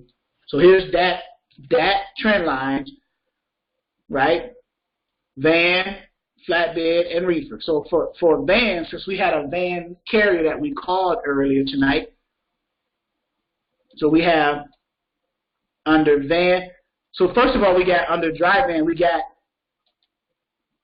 the van rates right now, this changed week to week because things change week to week. So for a dry van in the United States, here are the cents per mile rates for specific regions. So in the Midwest region and a little bit further west, $2 a mile. And then you got $1.77, $1.67, $1.75, and $1.62. So if you're a dispatcher, you say, okay, well, I'm going to keep my guy running from the, you know, if this is $2 a mile, I'm like, I'm going to just have him running all over these particular states. You know, if I'm smart. Now, if you decide to do that, you keep him in Michigan, Ohio, Illinois, Wisconsin, Minnesota, you know, these states right here, then you say, okay, so let's go back to van and look at what are the load to truck ratios in those $2.03 states. So let's click the van demand and capacity. So now we're switching over. Now this is a load to truck ratio. What does that mean? So the darker the color, the more loads per one truck. So 5.5 plus loads per one truck. So in other words, one truck has a 5.5 chance of finding a load in that particular area that's shaded with 5.5. Like this is Minnesota load to truck ratio is 2.6 to 5.4 loads per one truck. That's how you read that. So if you go to the next one, South Dakota, North Dakota, Montana, Wyoming, Idaho, Utah. The state is abbreviated. You put your mouse over it. New Mexico, Texas, so on and so forth. So if you notice for a van, you do not see any 5.5 plus load to truck ratio. So let's go to a flatbed and see. Do we have any 5.5 load to truck ratio? And before we do that, let's go to flatbed and see what the national rates are first, and then position our trucks in those areas with a load to truck ratio. Now you notice a flatbed has a higher cents per mile than dry vans, and that's sometimes the case. You're going to have certain equipment types that pay more than other equipment types. Like in this case, a flatbed pays more than a dry van. And if you go to a reefer and do the reefer rates nationally, you see the reefer rates are paying more than the dry van. So $2.46 in that region for a reefer, flatbeds, $2.33. So reefers are paying for that high-paying region for all three. The reefer is paying the highest, right? So if you see that as a trend, okay, cents per mile. So as a dispatcher, you're thinking, okay, so the reefer loads are paying $2.46 a mile in that particular region of those three that I chose. So now I'm going to say, well, I need to, when I do my cold calling, I need to find reefer carriers who are based in this area, and then just keep them running in that area. So now we're stuck on reefer now. So let's go to the load to truck ratio for the reefer for our higher paying of the three equipment types. Let's see what the load to truck ratio is for that. So now you got, look, 12 plus. So every 12 loads to one truck. So if you position your truck in the, I don't even see the 12, but what I do see is 5.6 to 11.9. That's still high because it's greater than 5.5. So I could keep a reefer guy pretty busy in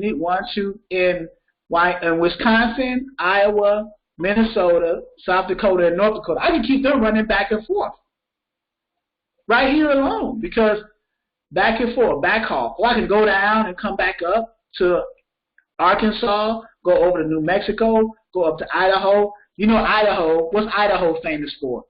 Potatoes, right?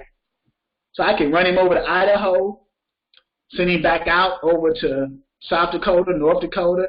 I can set up a triangular coordinated plot on the map. I can send him to Idaho, get some potatoes out, go to one of these, choose one of these states that has a 5.6 to 11.9 truck load to truck ratio. That means that for every 5.6 to 11.9 loads to one truck. That's what that means. So your truck has a 5.6 to 11.1 chance of getting a load, right? That's exactly what that means. So I could do a triangular coordinated plot for a reefer carrier who I just got under a dispatcher agreement and run them. Idaho has potatoes. So we're in the wintertime, close to the holidays, Thanksgiving and Christmas. So you're going to get seasonal potatoes, maybe produce. This is a reefer carrier, so they're carrying cold products, beverages, produce, whatever else that carries in a reefer, whatever commodity that a reefer carrier has on their trailer. And then send them down to either Arkansas, back over to Idaho, or Arkansas over to New Mexico, back up to Idaho. But you keep them in the areas that are shaded, the darker shaded areas, or the higher load to truck ratio. I wouldn't want to send my reefer carrier from a good area, darker area, to a lighter area because you're decreasing their chances of finding load. Keep them, and this, remember, this trend may change next week. Maybe the darker loads, these states might become darker, which means that their load to truck ratio may increase next week. So it's a week-to-week thing, maybe a month-to-month thing, but you want to keep an eye on it. And then you just plot and coordinate your truck accordingly, your equipment type accordingly. That's how that works. That is the art of dispatching. So the first art of dispatching is learning the concepts of how it's done as far as booking a load, with first getting your carrier under an agreement, finding a load on the load board, booking that load, and then the next part of that art is keeping the carrier running. How do you keep the carrier running? Well, what are the trends for your equipment type this week? Or what are going to be the trends for your equipment type next week? What's the market going to be like next week? So, and that's how you do it. Anything else? While I'm thinking about it too, let me give you guys a glimpse of the future of the logistics and transportation industry.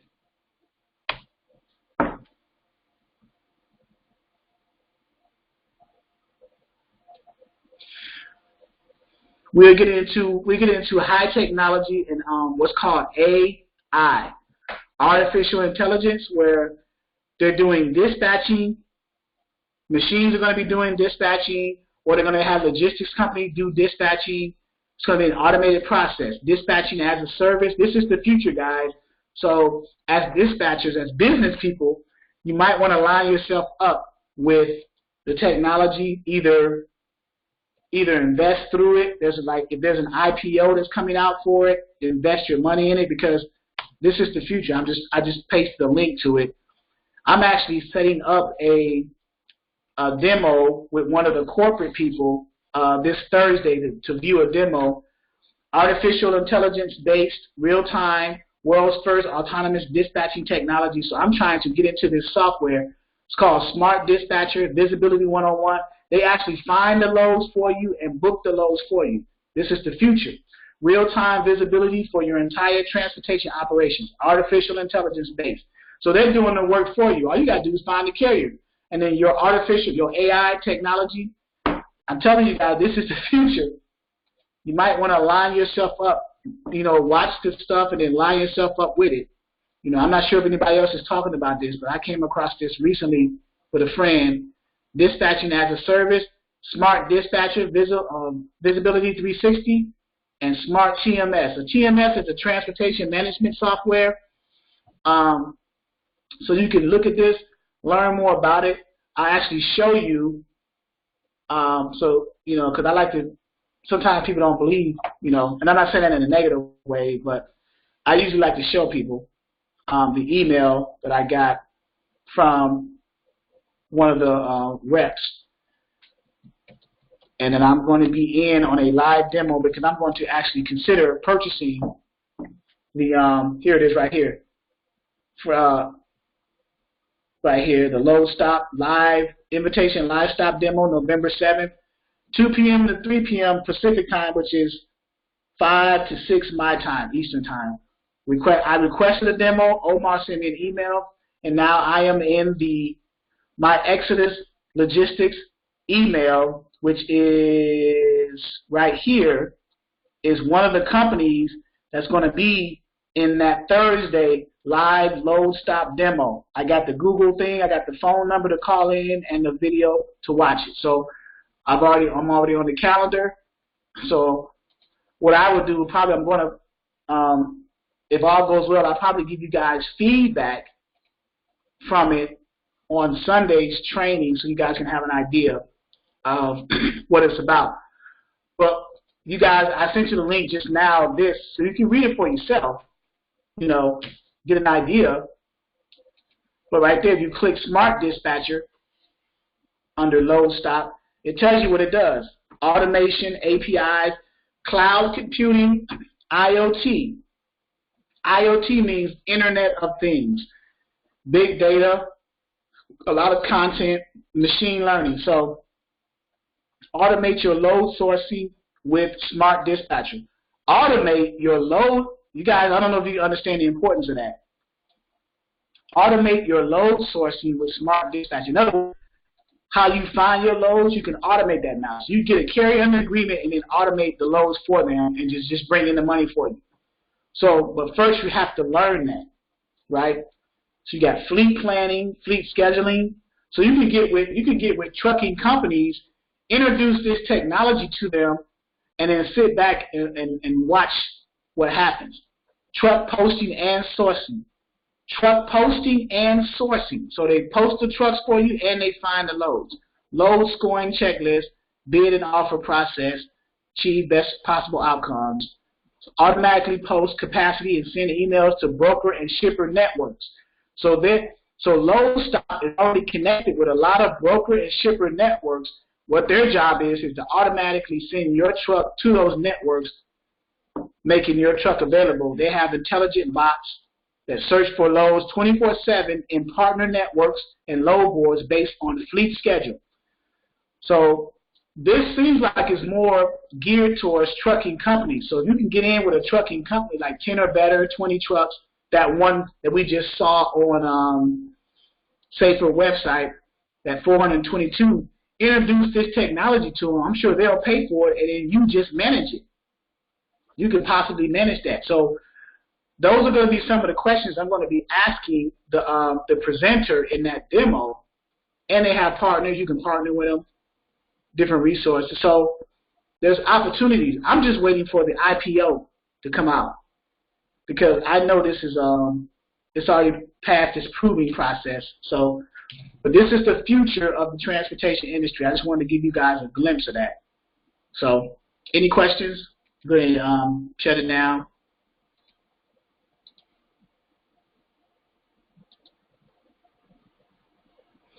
Welcome to the future, guys. They're partnered already with DAT, Truckstop, Google, Microsoft. So probably Google Maps, Microsoft Technologies, Spirion, VisiTrack. So they're partnered with some of the big boys. So this is going to be big. You know, read their blogs, check their stuff out. What's the cost? That's what I'm going to get in the demo. So they may have a out of the box cost. They may have a cost for customizing the platforms for a specific business. It reminds me of Salesforce. I used to be involved with Salesforce. I used to be an administrator for Salesforce.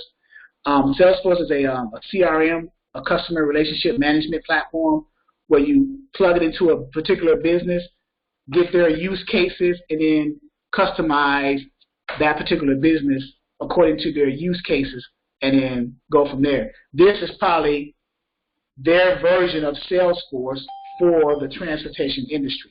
That's what I think Load Stop is. But it's autonomous logistics. So, but it's the future. I've been monitoring it for a while, so I'm going to see. I think we had somebody just join us. Gary? Yeah. 7-1. Oh, you just came in on the end, Gary. Yeah. It's recorded. I'm going to put this on the YouTube channel, Dispatcher 101 Training for Beginners YouTube channel. You can subscribe to that. Hopefully you guys subscribe to the channel. So if you go to YouTube. Yeah, I am. Yeah, Dispatcher 101 Training for Beginners. Go there, and I got a lot of my information. Yeah, this is all mine. Well, I guess mine's at the top. A lot of mine, yeah, this is all mine. Dispatcher 101 Training for Beginners. So yeah, and then you get to other people's stuff, and then there's some more of my stuff. This is all mine. And then there's some more people, and then there's some more of mine. Wow, I didn't even realize that. I'm sorry. But so that's the load to truck ratio. To answer the question for that, you just want to position your carriers for whatever equipment type. Remember the equipment types: vans, flatbeds, and reefers, and position your carriers in the states that have trend lines where it shows the load to truck ratio, and then you increase your chances of keeping your carriers running. And that's how it's done. That is the art of dispatching, in a sense. But you first have to get the basics down, right? Let's see, someone typed something here. Let me look. Rose J311 at Yahoo. This is the best dispatching training I ran up on. Do you have late Sunday training after 11? My live trainings are only Wednesday, as it stands right now, Wednesday 6 p.m. Eastern, and then Sundays 11 a.m. Eastern. I may consider doing more training as more people ask for the content. But the main training, all the trainings are recorded, so the videos are in the website for enrolled members, so you can go back and watch over and over again. That's the beauty of that part. But I guess the live part is because you get me live and I get to answer questions right on the spot and actually show you in real time certain things as well. Like I just called the carrier line. I used to, during the day, do trainings Monday, Wednesday, and Fridays from 11 a.m. to 1, and I would call carriers live, I would call brokers live, and you guys got to hear that dialogue. You got to hear what brokers said, and then how did that benefit? That puts you on to the learning curve of what to expect from a broker. So now when you hear it again, you say, oh yeah, I remember Charles talking to this broker, and he said the same thing that broker said the same thing. That broker Charles was talking to was saying the same thing that the broker I'm dealing with is saying. So this is how I respond to it. That's the advantage. But even if you don't get me live, you can always call me and I'll answer the questions, whether it's live or through consultation or just through calling me. I am transparent. I always put my cell phone number in every training. And notice it's the same cell phone number right there that was on that rate confirmation that I just showed you on one of my carriers, right? Remember seeing that number? So, but yeah. Any other questions? Yes. Who is this? Gary. Hey, Gary, how are you? I got a cool question. I got a friend who is a dispatcher. He also owns a couple trucks. I know you were saying that you invoice your carriers. How he does it is before he gives them the rate confirmation, he has them pay him. Have you ever heard of that method? I've heard of it, but I don't believe in that philosophy. That is one way of doing it, but so what he does is he gets paid from the carriers prior to getting them the rate con. Mm-hmm. Right? So what happens is they pay him, he gives them the rate con, and then something happens on the load or the load gets canceled, because that's happened before too. So what's the contingency in that example? How is that worked out there? And what do you think in that opinion? I think So in other words, pretend that you are your friend who's the dispatcher and the truck person who's the trucking company, and I am the trucker, right? The carrier, one of the drivers for you. And I have to pay you first. I haven't even been paid for the load, right? I have to pay you first in order to get a rate confirmation to get paid for a load that's going to go to you anyway because it's your trucking company. I'm a company driver for you. I may be an owner-operator. Either I'm a company driver for you or I'm an owner-operator who's leasing your MC under your authority. So that may be the case too. So there's two scenarios in there. He's the trucking company who also dispatches these trucks. Now he could be dispatching if he's dispatching for company drivers, then they don't have to pay him because they're company drivers. He just tells them to go any way they want to go, and they just have to go because they're company drivers. They don't control their own destiny. So obviously it has to be owner-operators that he's leasing his authority to, that he's asking them to pay him either, I don't know if they're paying him a whole amount or a certain percentage of the load, and then he gives them the rest once they deliver. I don't know the whole scenario, Gary. So what is he charging them? Is he charging them a certain percentage of the dispatching fee to pay him up front, and then he gives them the rate con, and then or whatever money that they receive, they keep because they've already paid him his dispatching fee? If that's the case, what happens if, okay, I charge you, you're charging me 10%. You're your friend, right? And I'm an owner-operator leasing under your authority. You charge me 10% for a $3,000 load. So what you're saying is I have to give you $300 up front. You give me the rate con, I deliver that load, so I'm only going to get $2,700 from the load because I gave you $300. That's cool if that worked out. What happens if the load gets canceled prior to me? You know, I get the rate con, I'm on my way to the shipper to pick the load up. The broker calls you and says, oh, by the way. Go ahead. How he does it, sorry to cut you off, how he does it is he said once the load is secure on the truck, before he gives the carrier the rate com, he gets his 10% from the carrier, and then he gives him the rate com. Okay. So the load is secure in the truck. He gets his. That's one way of doing it. I personally would. I would not do it. I live by. I'm not saying that's not an honorable way to do it. I just do it a different way. Once the carrier delivers and is paid and have their money in their pocket, they're a little bit more willing to pay you. Now you do have a percentage of carriers who are also willing to not pay you and run with the money. So I'm assuming one of the reasons, if not many, but one of the reasons why your friend may be doing this is to avoid being shafted by carriers who may not want to pay after being paid. Right? It could be a trust thing. It could be something else. Me personally, I would basically, I'm going to stick with what works for me, and I'm not saying what he's doing is a bad thing. I'm just saying that what I'm doing is working with me, and I got about 30 something carriers now, and I've only had one case where a carrier didn't pay initially, but they eventually paid after a while.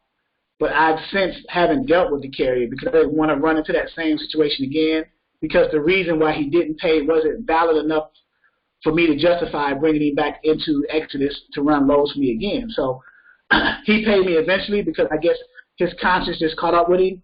And plus, it was such a low amount that I wasn't going to miss it. It was like $300, and it would have cost me more in attorney fees to take him to small claims court. I said, I would get my money back anyway. I just won't deal with it. You know, I was going to make, and plus you have this thing called karma, right? And it has a way of coming back on you. I know this from experience. You know, once you do a person wrong, it's gonna come around to you. It may not come around to you that same day, that week, years, but eventually it's gonna find its way to you. And when it does, You can be like, man, where is this coming? Why is this coming on me? What's happening? What could I have possibly done in my life to cause this to happen to me? Oh, I remember. I didn't pay my dispatcher 20 years ago, 10 years ago. You know what I'm saying? So I'm not saying what he's doing is not the right way. I'm just saying I'm going to stick with what works for me. If that works for him and he's comfortable with that, then that's fine. That's fine. I'm not judged. I'm the wrong person to judge someone. I'm just telling you that what he's doing, if he feels that's best for him and it's working, then that's cool. I'm just going to choose to go another route with that, you know? Okay. So he's not a bad guy. I mean, I'm not judging him or anything. I'm just saying I'm just doing mine a different way. So he could be, I've never met him. He could be the nicest person I've ever met in my life, you know? We just have different ways of dealing with how we collect the income from our carriers. I'd rather the carrier get his and plus the fact that if he has if he has owner operators leasing under his authority, but those owner operators have factoring companies, then he should trust that the factoring companies are going to pay the carrier in such a way that he's going to get paid up front. That's what I rely on, the factoring company. I got several factoring company partners, TBS, Interstate Capital, Foley's, different factoring companies. They pay the carriers within 24 to 48 hours minus their percentage, and depending on the type of factory, whether it's recourse or non-recourse factory. So the money's going to get generated. Just how quick it gets to you, you know, depends on how you deal with your carrier. So, but if what he does works for him, then that's cool. If you're not dealing with a carrier that has a factoring company, say your carrier bills the broker, and you know, sometimes it may take 30 to 45 days. So after he gets paid within his 30 to 45 days, and then you get paid, right? Right, but if you are dealing with a carrier who got a brokered load that's going to pay you 30 to 45 days, then you're dealing with the wrong broker. Because most brokered loads are factored loads too. That's why they offer you 3 payment options. They'll offer you the 1 to 2 day quick pay, and that's why they charge a certain percentage. They'll charge up to 5% to a 1 to 2 day quick pay. Then they'll charge a 3% to a 5 to 7 wire transfer ACH pay. Right? It's called the automated clearinghouse. That's why they ask you for a voided check, or they'll ask you for your account number and routing number. And within 5 to 7 days, they'll wire that money to your account. But they're going to charge you 3% for that. And then the third option would be the 15 to 30 to 45 day check sent to your house.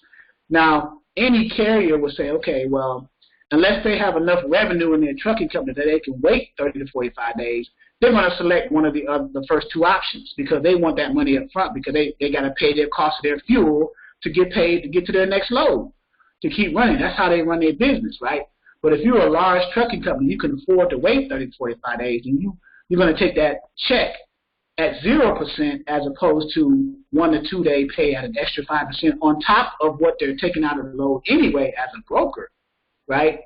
So it all depends on the type of trucking company, how much revenue they have, and how long they can wait for their monies. Right. All right?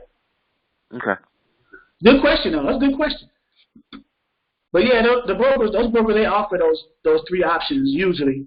Maybe more, but standard, those 3 they offer. From all the lows, I should have brought my accordion down. I got an accordion about this big, full of all those carrier packets and rate cons. I showed my filing system of all the carriers that I booked loads for electronically on my computer in a filing system on my desktop.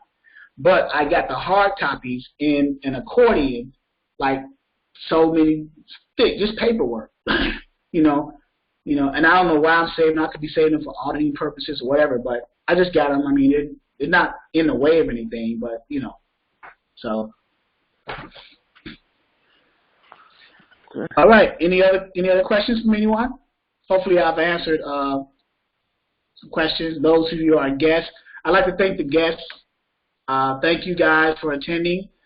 Hopefully you guys will consider. Hopefully this is just basics, but even though it's titled Dispatcher 101 Training for Beginners, there are a lot of intermediate and some of these things that we talk about, some of the more advanced dispatchers are still struggling with. So, and I'm not saying that to like shoot shots at people. I'm just saying it's just a reality. So, based off of my experience and how long I've been doing it, I just noticed patterns in the industry. If you get the concept down, the players don't matter, right? If you understand the concept of how to dispatch, you can put any carrier with any equipment type in front of any broker or shipper, and you get the same result. So you book a load. Now, the amount may be different, and your negotiating skills may be different based off of who you are and your level of drive and motivation. But, again, it's all about concepts. Once you learn just like in mathematics in school, if you learn the concepts of how to do multiplication, if you learn the concept of how to do division, you can put any numbers into the formula, you're still going to solve the problem because you understand the concept, right? Same thing in dispatching. It's the concept. It's the art of dispatching. And we just try to show you that from a basics perspective, providing as much tools and resources for you that you need, and my time as far as answering questions and showing you live examples and my feedback from my experience. I mean, you know, I'm just trying to do my part in this industry to help you guys be successful. Even with the ability to offer, like, for those of you who are, once you enroll or decide to enroll, for those of you who are will have trouble with talking to carriers and try to get them under a dispatch agreement, because that's the first step. You have to get a carrier right. Who else are you going to dispatch for? So that's the first stage. You got to get the carrier under agreement. So for those of you who are having trouble with that, I even offer, in some cases, some of my carriers, you can dispatch for some of my carriers, and we split the commission. Rose J311 at Yahoo said, I have a question. If purchase your training, how long will I be able to watch the video on your website? Is a limited time. I have to watch all of them. You can take your time watching as much, because they're recorded. You can go back and forth. If you enroll, then you're going to have access to the back office portal, and we have a training videos section in the back office portal area, so you can watch it to your heart's desire, right? Over and over again, and they're grouped by months. Now, I started doing the video recordings last year, November. So you go to November, and then you hit one, and it gives you the date and the title of the video. So November, and the different videos in the month of, now this is last year, but I got this year in the front, like November 3rd. Okay, I just started recording, guys. Welcome to the Dispatcher 101. And then December videos, and they're grouped. You scroll, see the right arrow, you scroll through them, and then I got January. So they're grouped by month and the date in that month and the name of the video. So they're kind of like separated and easy to find what they are. Video high-level overview, announcements, and more cold calling, showing you how to do cold calling. Carrier, I used to give away carriers when I first started. I would actually do the calls for you, get the carriers interested, and say, okay, I'm going to give you a dispatcher information, and then I'll hang up and say, who wants this carrier? People will type in the chat, I want him, and I'll just give it to the first person to type in the chat. I used to do that. That was back in January, so that's been a while, like 10 months ago. And then help other parts. So just different. You just go through and see how that's done. February videos, load board, booking. I did a live. I booked a load live in the training. Live load booking. I did this live. Show you how to book a load live. I was actually talking to a broker. They sent me to my email a link to their brokerage website. I did it online, filled it out online, submitted it to them. They called me back. We booked that load in the training live. What better way to get training than to actually see that? right? Then the March videos, the month of March, spot trainings. This has great training, dispatcher one-on-one training, RBBS. When I was in RBBS, I did a substitute. I was a substitute because Calvin was sick one time, and I stepped in and did one of his trainings on his network. Safer website, went over that as a resource. Dispatcher training, invoicing, show you how to invoice the carrier, invoicing continue. I did. Here's another one. I substituted twice for Calvin on his platform. April training. So I mean, everything is there, and it's titled accordingly: May, June, July, August, September, October. And then again, I started this last year, November, with the website design and putting it on the website. So, but any questions? Yeah, I can. And I'm real transparent. I can be reached, easily reached. If I don't answer my phone, please leave a voicemail, and I will get back with you definitely within a 24-hour period. Any other questions? I've extended my my 2 hours stay. I have a question. I don't want to keep you all night. I know you. I came in on the back end. Go ahead. In your experience, this is Gary, by the way. In your experience, how do you deal with carriers that have multiple dispatchers? Like, say, if you have a carrier that may only call you once in a while when they stuck somewhere, you know, but don't really call you a lot, you know. Say if you have multiple carriers like that, how do you deal with those carriers? Like, just say you don't have, just say you signed up 5 carriers, and all 5 of them, you know, because you know carriers, they may have multiple dispatchers, you know, because you know when one can't get them a load, then they go to this one, and that one, and that one, and that one, you know. So, okay, so if you don't have anybody that's calling you every day that you're booking loads for every day, how do you deal with those carriers? If you see something on the load board, do you just automatically call out to them carriers, or what? How do you, in that experience, deal with those carriers? Well, it's a learning process. I let them call me when they're stuck, and then I just find them a good load to the point where they say, well, I'm going to keep calling you as opposed to my other dispatchers because you're providing me a better rate for my loads. But here's a snapshot of my 7% carriers, my spreadsheet. These are all my carriers that are charged 7%, right? So that's, and it's, let's see, from 5 to 41, so that's 36 carriers. Here's a spreadsheet. The ones that are highlighted in yellow are the ones that I book loads on a regular basis for.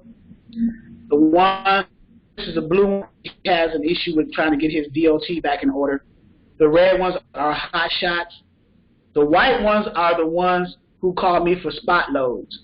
Like the example you just gave, or the question you just asked. How do you deal with carriers who got either multiple dispatchers or they call you just for spot loads when they're stuck and things like that?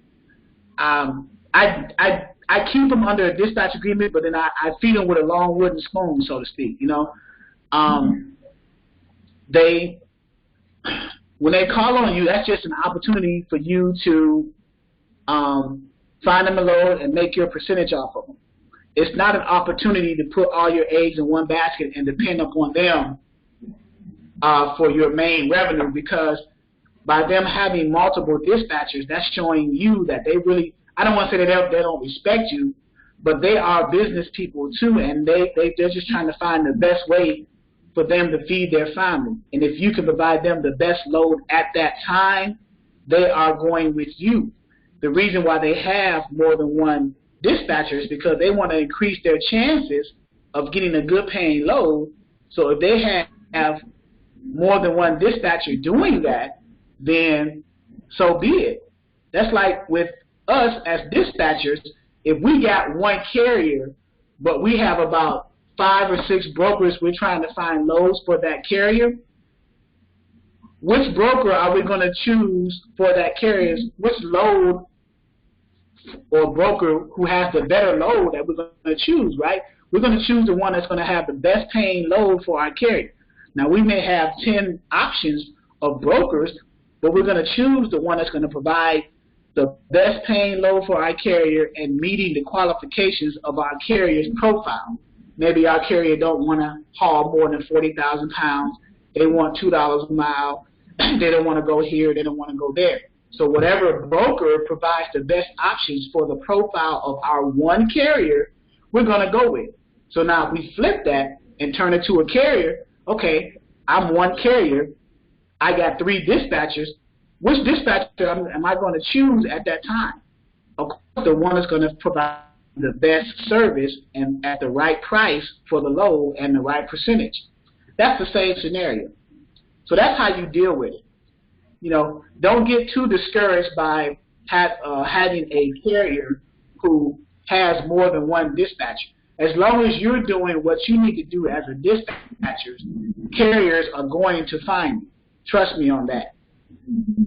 Carriers will find you because the word is going to get out. That's how I got about 10 carriers myself, because one of my carriers was so happy with loads being found for him that when he go to truck stops and he get in conversations with other carriers and they're saying, man, I can't seem to get out of here. I can't find a good paying load. Oh, man, I know a dispatcher, man. He keeps me running. Well, who is he? What's his name? What's her name? And then, so word of mouth spreads fast, too. So as long as you just focus on what you need to focus on, learning the system, how to find a good paying loads, pick up on the trends and the patterns, and then do it one carrier at a time. Find good loads for that one carrier, keep that one carrier running. I can almost guarantee you that that carrier is going to speak to other carriers at the truck stops, on the phone, and let them know, like, look, my dispatcher keeps me running, man. If you need a dispatcher, you need to call my dispatcher. So just keep doing what you're doing, and don't be too concerned. I don't want to say don't be concerned at all, but don't be too concerned with one carrier having more than one dispatcher, because that's not uncommon as an owner-operator. That's not an uncommon phenomenon. You're going to have dispatchers.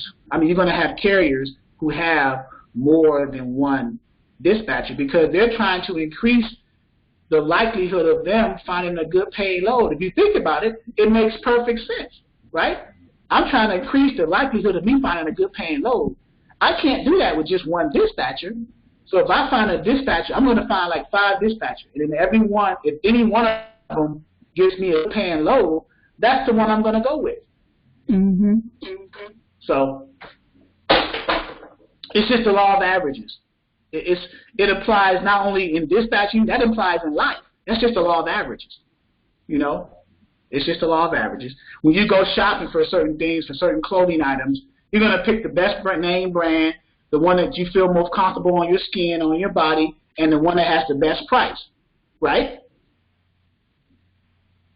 It's the same. So it's the same. So you just apply the same principles and concepts to dispatching and to the carrier, and put yourself in the carrier's position. If you were in his position and you got a family, let's say you got a family, you're trying to feed a family, and you need to find loads on a consistent basis, you're just not going to rely on one dispatcher. Unless that dispatcher is keeping you running and got you on dedicated lanes, then you're not going nowhere because you got dedicated lanes. You got money coming in.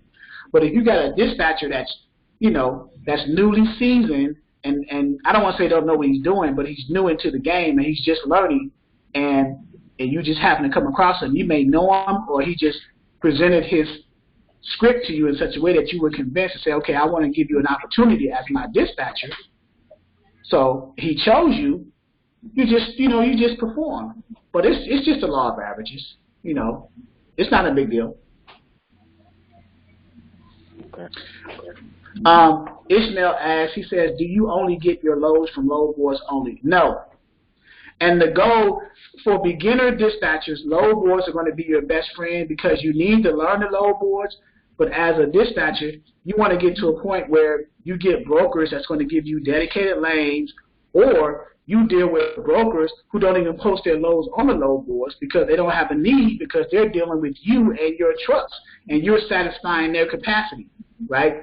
You got enough trucks, carriers under a dispatcher agreement that you're filling the need of those brokers and those shippers' loads, they don't have a need to put on a load board. That's where you want to get.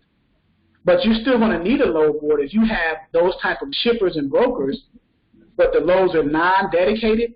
You're still going to need the load boards to look for loads for your backhaul back to those money loads. So you're going to always need load boards. So it's good to continue to learn how to navigate them. But the goal is to slowly phase away from having to need them like 50% to 90% of the time. You're going to slowly phase away that because you want to eventually gravitate your carriers toward dedicated lanes.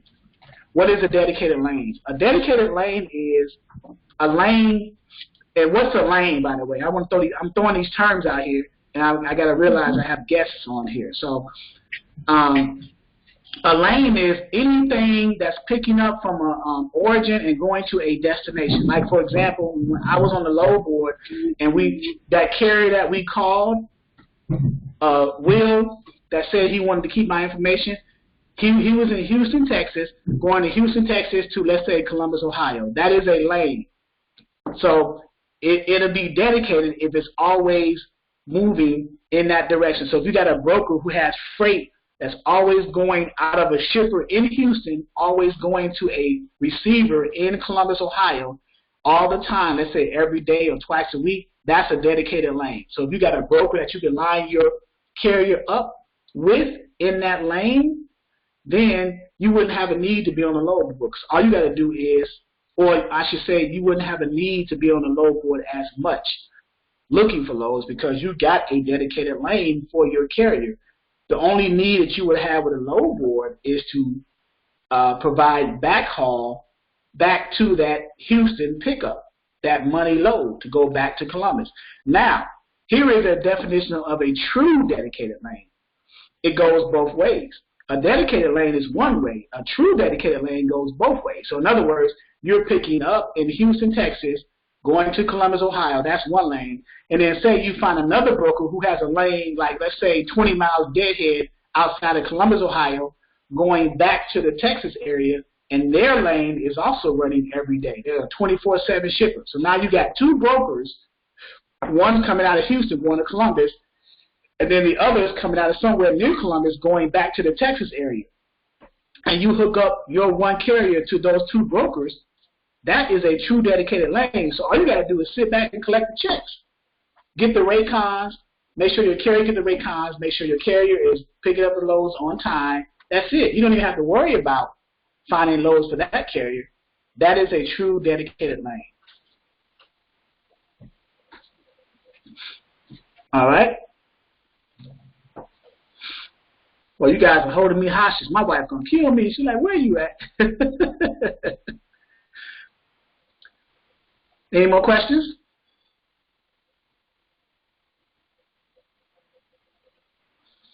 Again, I'd like to thank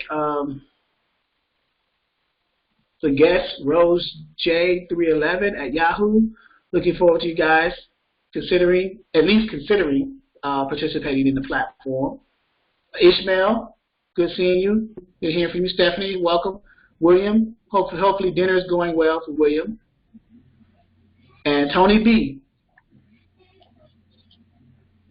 Yes, sir. Thank you for allowing me here to be tonight. And I'm going to enroll as soon as we shut down. So I have loads of questions for you, but I just wanted to see the whole process of how it rolls in your session. So, and then I just want to have an opportunity to look at what the course outline and see if it's a systematic course or what. So I just, but I'll be enrolled. It's systematically unsystematic. It's impossible to be systematic in a volatile space such as the transportation industry. And I'm not saying that to be negative towards the transportation industry. I'm just saying the modules that I present on the website, Module 1, carrier acquisition, Module 2, load boards, Module 3, invoicing, booking the load, and Module 4, invoicing the carrier, that's the systematic part. Now, within those modules is where the chaos is. So that's why I was saying it's systematically unsystematic, because you have the systematic part, the high-level modules, but within that, okay, carrier acquisition. What is done in that? How is it done? What methods are done for that? In load boards, which load boards? How do you navigate the load boards? What are some of the things that are common that's on load boards to look for? You know, so on and so forth. In booking the loads, what's the dialogue? What do you say to a broker when he says this? How do you negotiate? So on and so forth. And then invoicing the carrier. You know, how do you do that? What software do you use for that? So it's systematic, but then again, it's unsystematic within the systematic process. So if you understand what I'm saying. So I think I do. Yeah. But there is order. There is order. There's a bit of chaos, but there is order. Overall, there's order. So organized chaos. Ding, ding, ding, ding. There you go. There you go. So, what questions? I mean, you can save your questions for Sunday at 11 a.m. if you want to be there. Also, too, I had a question for you. What state are you migrating to in the United States when you come here? Georgia. Georgia. Okay. Mm-hmm. All right. Yeah, I'm in Georgia. All right. Yeah, if you want to save your questions for Sunday, we can do a complete session of Q&A with Tony B's questions. Okay, yes, I'll be there on Sunday because I'll be in all the sessions going forward because I really need to get this down pat because I've already started, like I told you, we have a corporation set up already where the diesel mechanic, my husband operates a diesel mechanic shop, so, and he's trading as Georgia Diesel Truck and Trailers. So okay. I just need to come up with my name for the dispatching. So Tony B Dispatching Service. Okay. Yes, yeah. And definitely on Sunday I won't have my plague with me. Dispatching me. So, but I want to thank you all for, just allowing me to be a part of the evening. It was quite informative and, it's quite exciting. It seems like a exciting field. So It's very exciting. I appreciate your opinion as well. I hope you learned a lot. A lot of guests come in, they learn a lot. The only thing is guests just don't have access to the resources, but they see basically everything as a guest. I share my screen, I call, I give the techniques as if you were a member. That's the beauty of it. I'll answer the questions for guests as though you were a member. So, like here's a question now. Do you have discount for both dispatcher and freight broker? And do you think it's better to start with a dispatcher? Yes. I have discounts for both freight broker and dispatcher, and it's better to start as a dispatcher. It's an easier entry point because it's cheaper. A broker, you're going to need to have an authority. You're going to need a DOC3. You're going to need a broker authority. You're going to need all types of stuff, and it's going to cost. So it's cheaper to start off as a dispatcher than it is a freight broker. So, and then freight broker is $3.99, and then 2-for-1 is $5.99. So, but and there's a lot of content with being a broker. But again, I explained it very thoroughly and in such a way that and there's modules too, and in sub-modules, module 1, module 2, module 3, and in sub-modules. See, being a broker, the broker is a middleman between the shipper, who's their customer, and the carrier, who they're selling the loads to. A dispatcher is the middle person between the broker and their carrier. So that's the difference. But there's a lot of content as well in the broker course as well. I haven't had the trainings. I used to have the trainings on Friday evenings, but most of my broker students have now moved on to become freight broker agents under brokerages that I've sent them to. So that's the beauty of it. As you go through the broker training, I have partnered with some brokerages that will say, hey, if they go through your training, send them to my broker to work as a broker agent so we can build their book of business so they can start getting paid. And so that's the beauty of it. So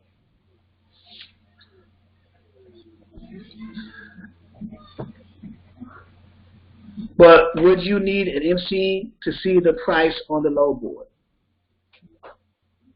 Not sure I'm understanding that. But as far as the broker, would you need this? Would you need a MC to? Oh, as a dispatcher, would you need an MC to see the price of the load board? No. I have a MC.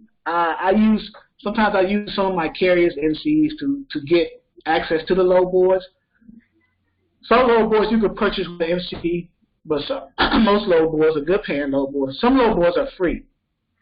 Other load boards, you're probably going to need one of your carriers that you have under a dispatch agreement's permission. You just let them know, like, say, hey, can I use your MC authority? I'm about to get a good paying load board so I can find you good paying loads. Of course, they're going to say, yeah, you can use my MC because it's not a big deal to them. Plus, you're finding good loads for them. But of course, you're using it also for your other carriers too. You're just borrowing their MC. Ishmael said, when they're working for brokers, do they work from home? Yeah, they work from home. They work from home. In most cases, brokers and dispatchers, they're no longer, I can't say no longer, but you can either work from home or work at a brick and mortar, so at an office. But most cases, it's a home-based business, so. Question for you. Yes. The dispatcher, do they need an MC number to operate their home-based business? No.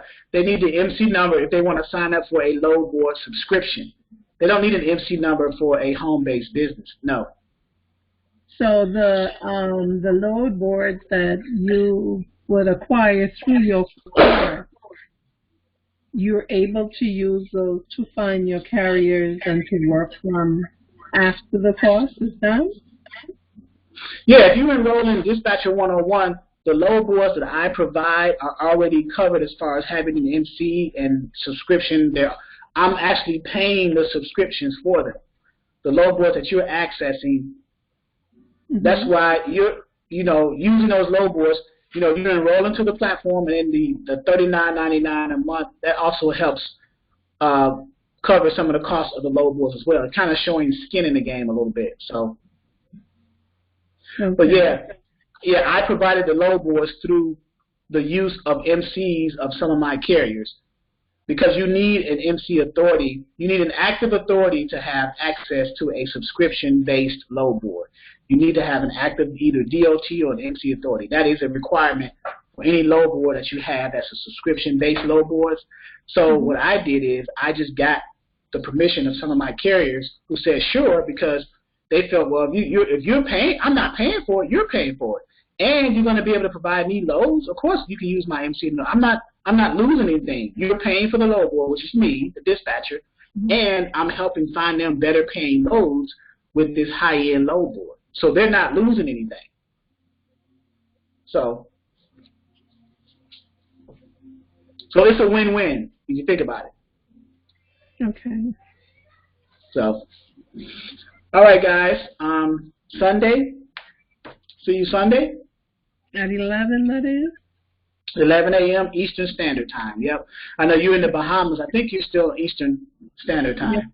Yes, I am. Yeah, my wife was just down there. Yeah, they had that. I'm glad you made it through that.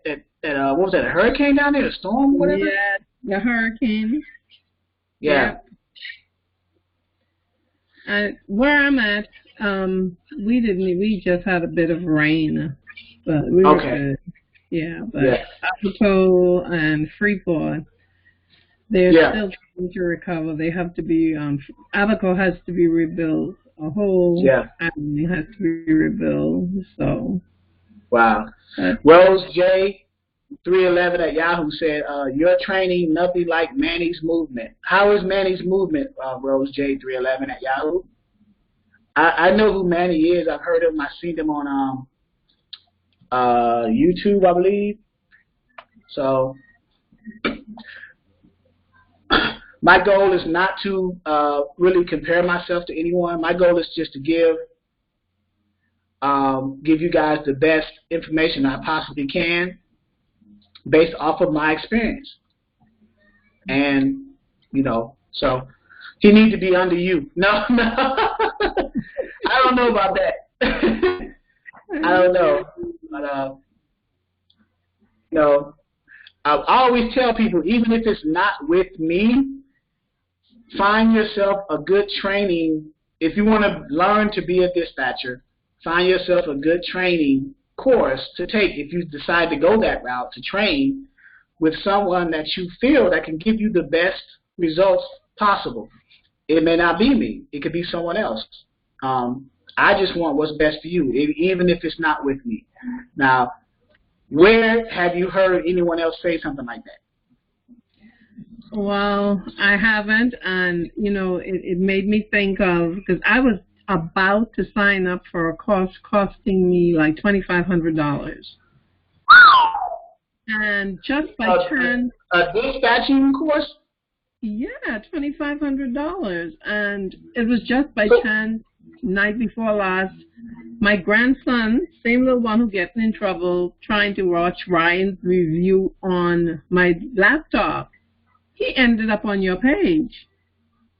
And I started listening to it, and that is how I ended up here today. Because last night, I ended up on the guy you came up under. RBBS. Yes, but for some reason I don't like his style of delivery, his present, you know, that's me personally. Right. And so I said, you know what, let me go back to this guy here, because it seemed like you two have some connection anyway, but I like the way you present, so I said I'll come on tonight and see how I feel about it. My hubby called me and he was listening on, and he was like, yay, go bae, you know. Yeah. He's all excited, waiting for me to call him to find out how's it going. But I really like the way you present, and, you know, you have the opportunity to ask whatever questions, and, you know, so. And I am, please don't get irritated with me, because I am someone that loves to ask questions. So if like you said, one thing that my take home tonight is from you is that you must grasp the concept. That's my take home from sitting here tonight. I need to know the concept. So right. So I was going to say that. So if you must grab the concept, then the next question is, well, what are the concepts? Well, then that's the basics. Let's get the basics down. Let's establish that foundation. Let's get that foundation down, and then you can put any stimuli in the concepts, and you get the same result, right? So you put any broker or any carrier in your formula, and you'll be able to. So we'll do that. We'll do that whole process of getting the concept down by way of live examples, right? I'll continue to call live carriers and let you guys hear me talk to them to give you guys kind of the break the ice feel of what it's like, you know. Right. So, and then I'm gonna be looking for. I doubt if I'll be able to find a broker on Sunday, but I'll be looking for brokers like on the West Coast to call in the evenings, Wednesday evenings, because it's a 3-hour time difference. So you can hear the conversations with the brokers. I'll look up a load. We'll find a load in California and pretend that we are a carrier for the load that they're trying to get hauled, right? The equipment type. And then we'll call that broker, and I'll give you guys can hear how we talk to brokers, negotiate, see what they say to try to trick you and things like that. So when you actually get a carrier and you start calling brokers, you will be able to say, you know what? I see what he's talking about now. I see why. So, yeah. And that's what it's about. You need to see and feel and understand how it's done before you do it, right? You don't want to jump in pool without water, right? You'll kill yourself. So, all right. All right. Well, we almost an hour over. Go to your wife and. Wow. What I gotta do, I gotta process this video. I gotta record it. I gotta upload it to the YouTube and put it on the website. Then I go to bed. So. Oh my gosh. Okay. So, but that's fine. That's fine. I'll see you guys. I always salute you guys. I'll see you guys on Sunday. Okay? Yeah. Okay. Have a good night, everyone. All right. Good night, everybody. Look forward for the guests joining, hopefully. Okay. All right.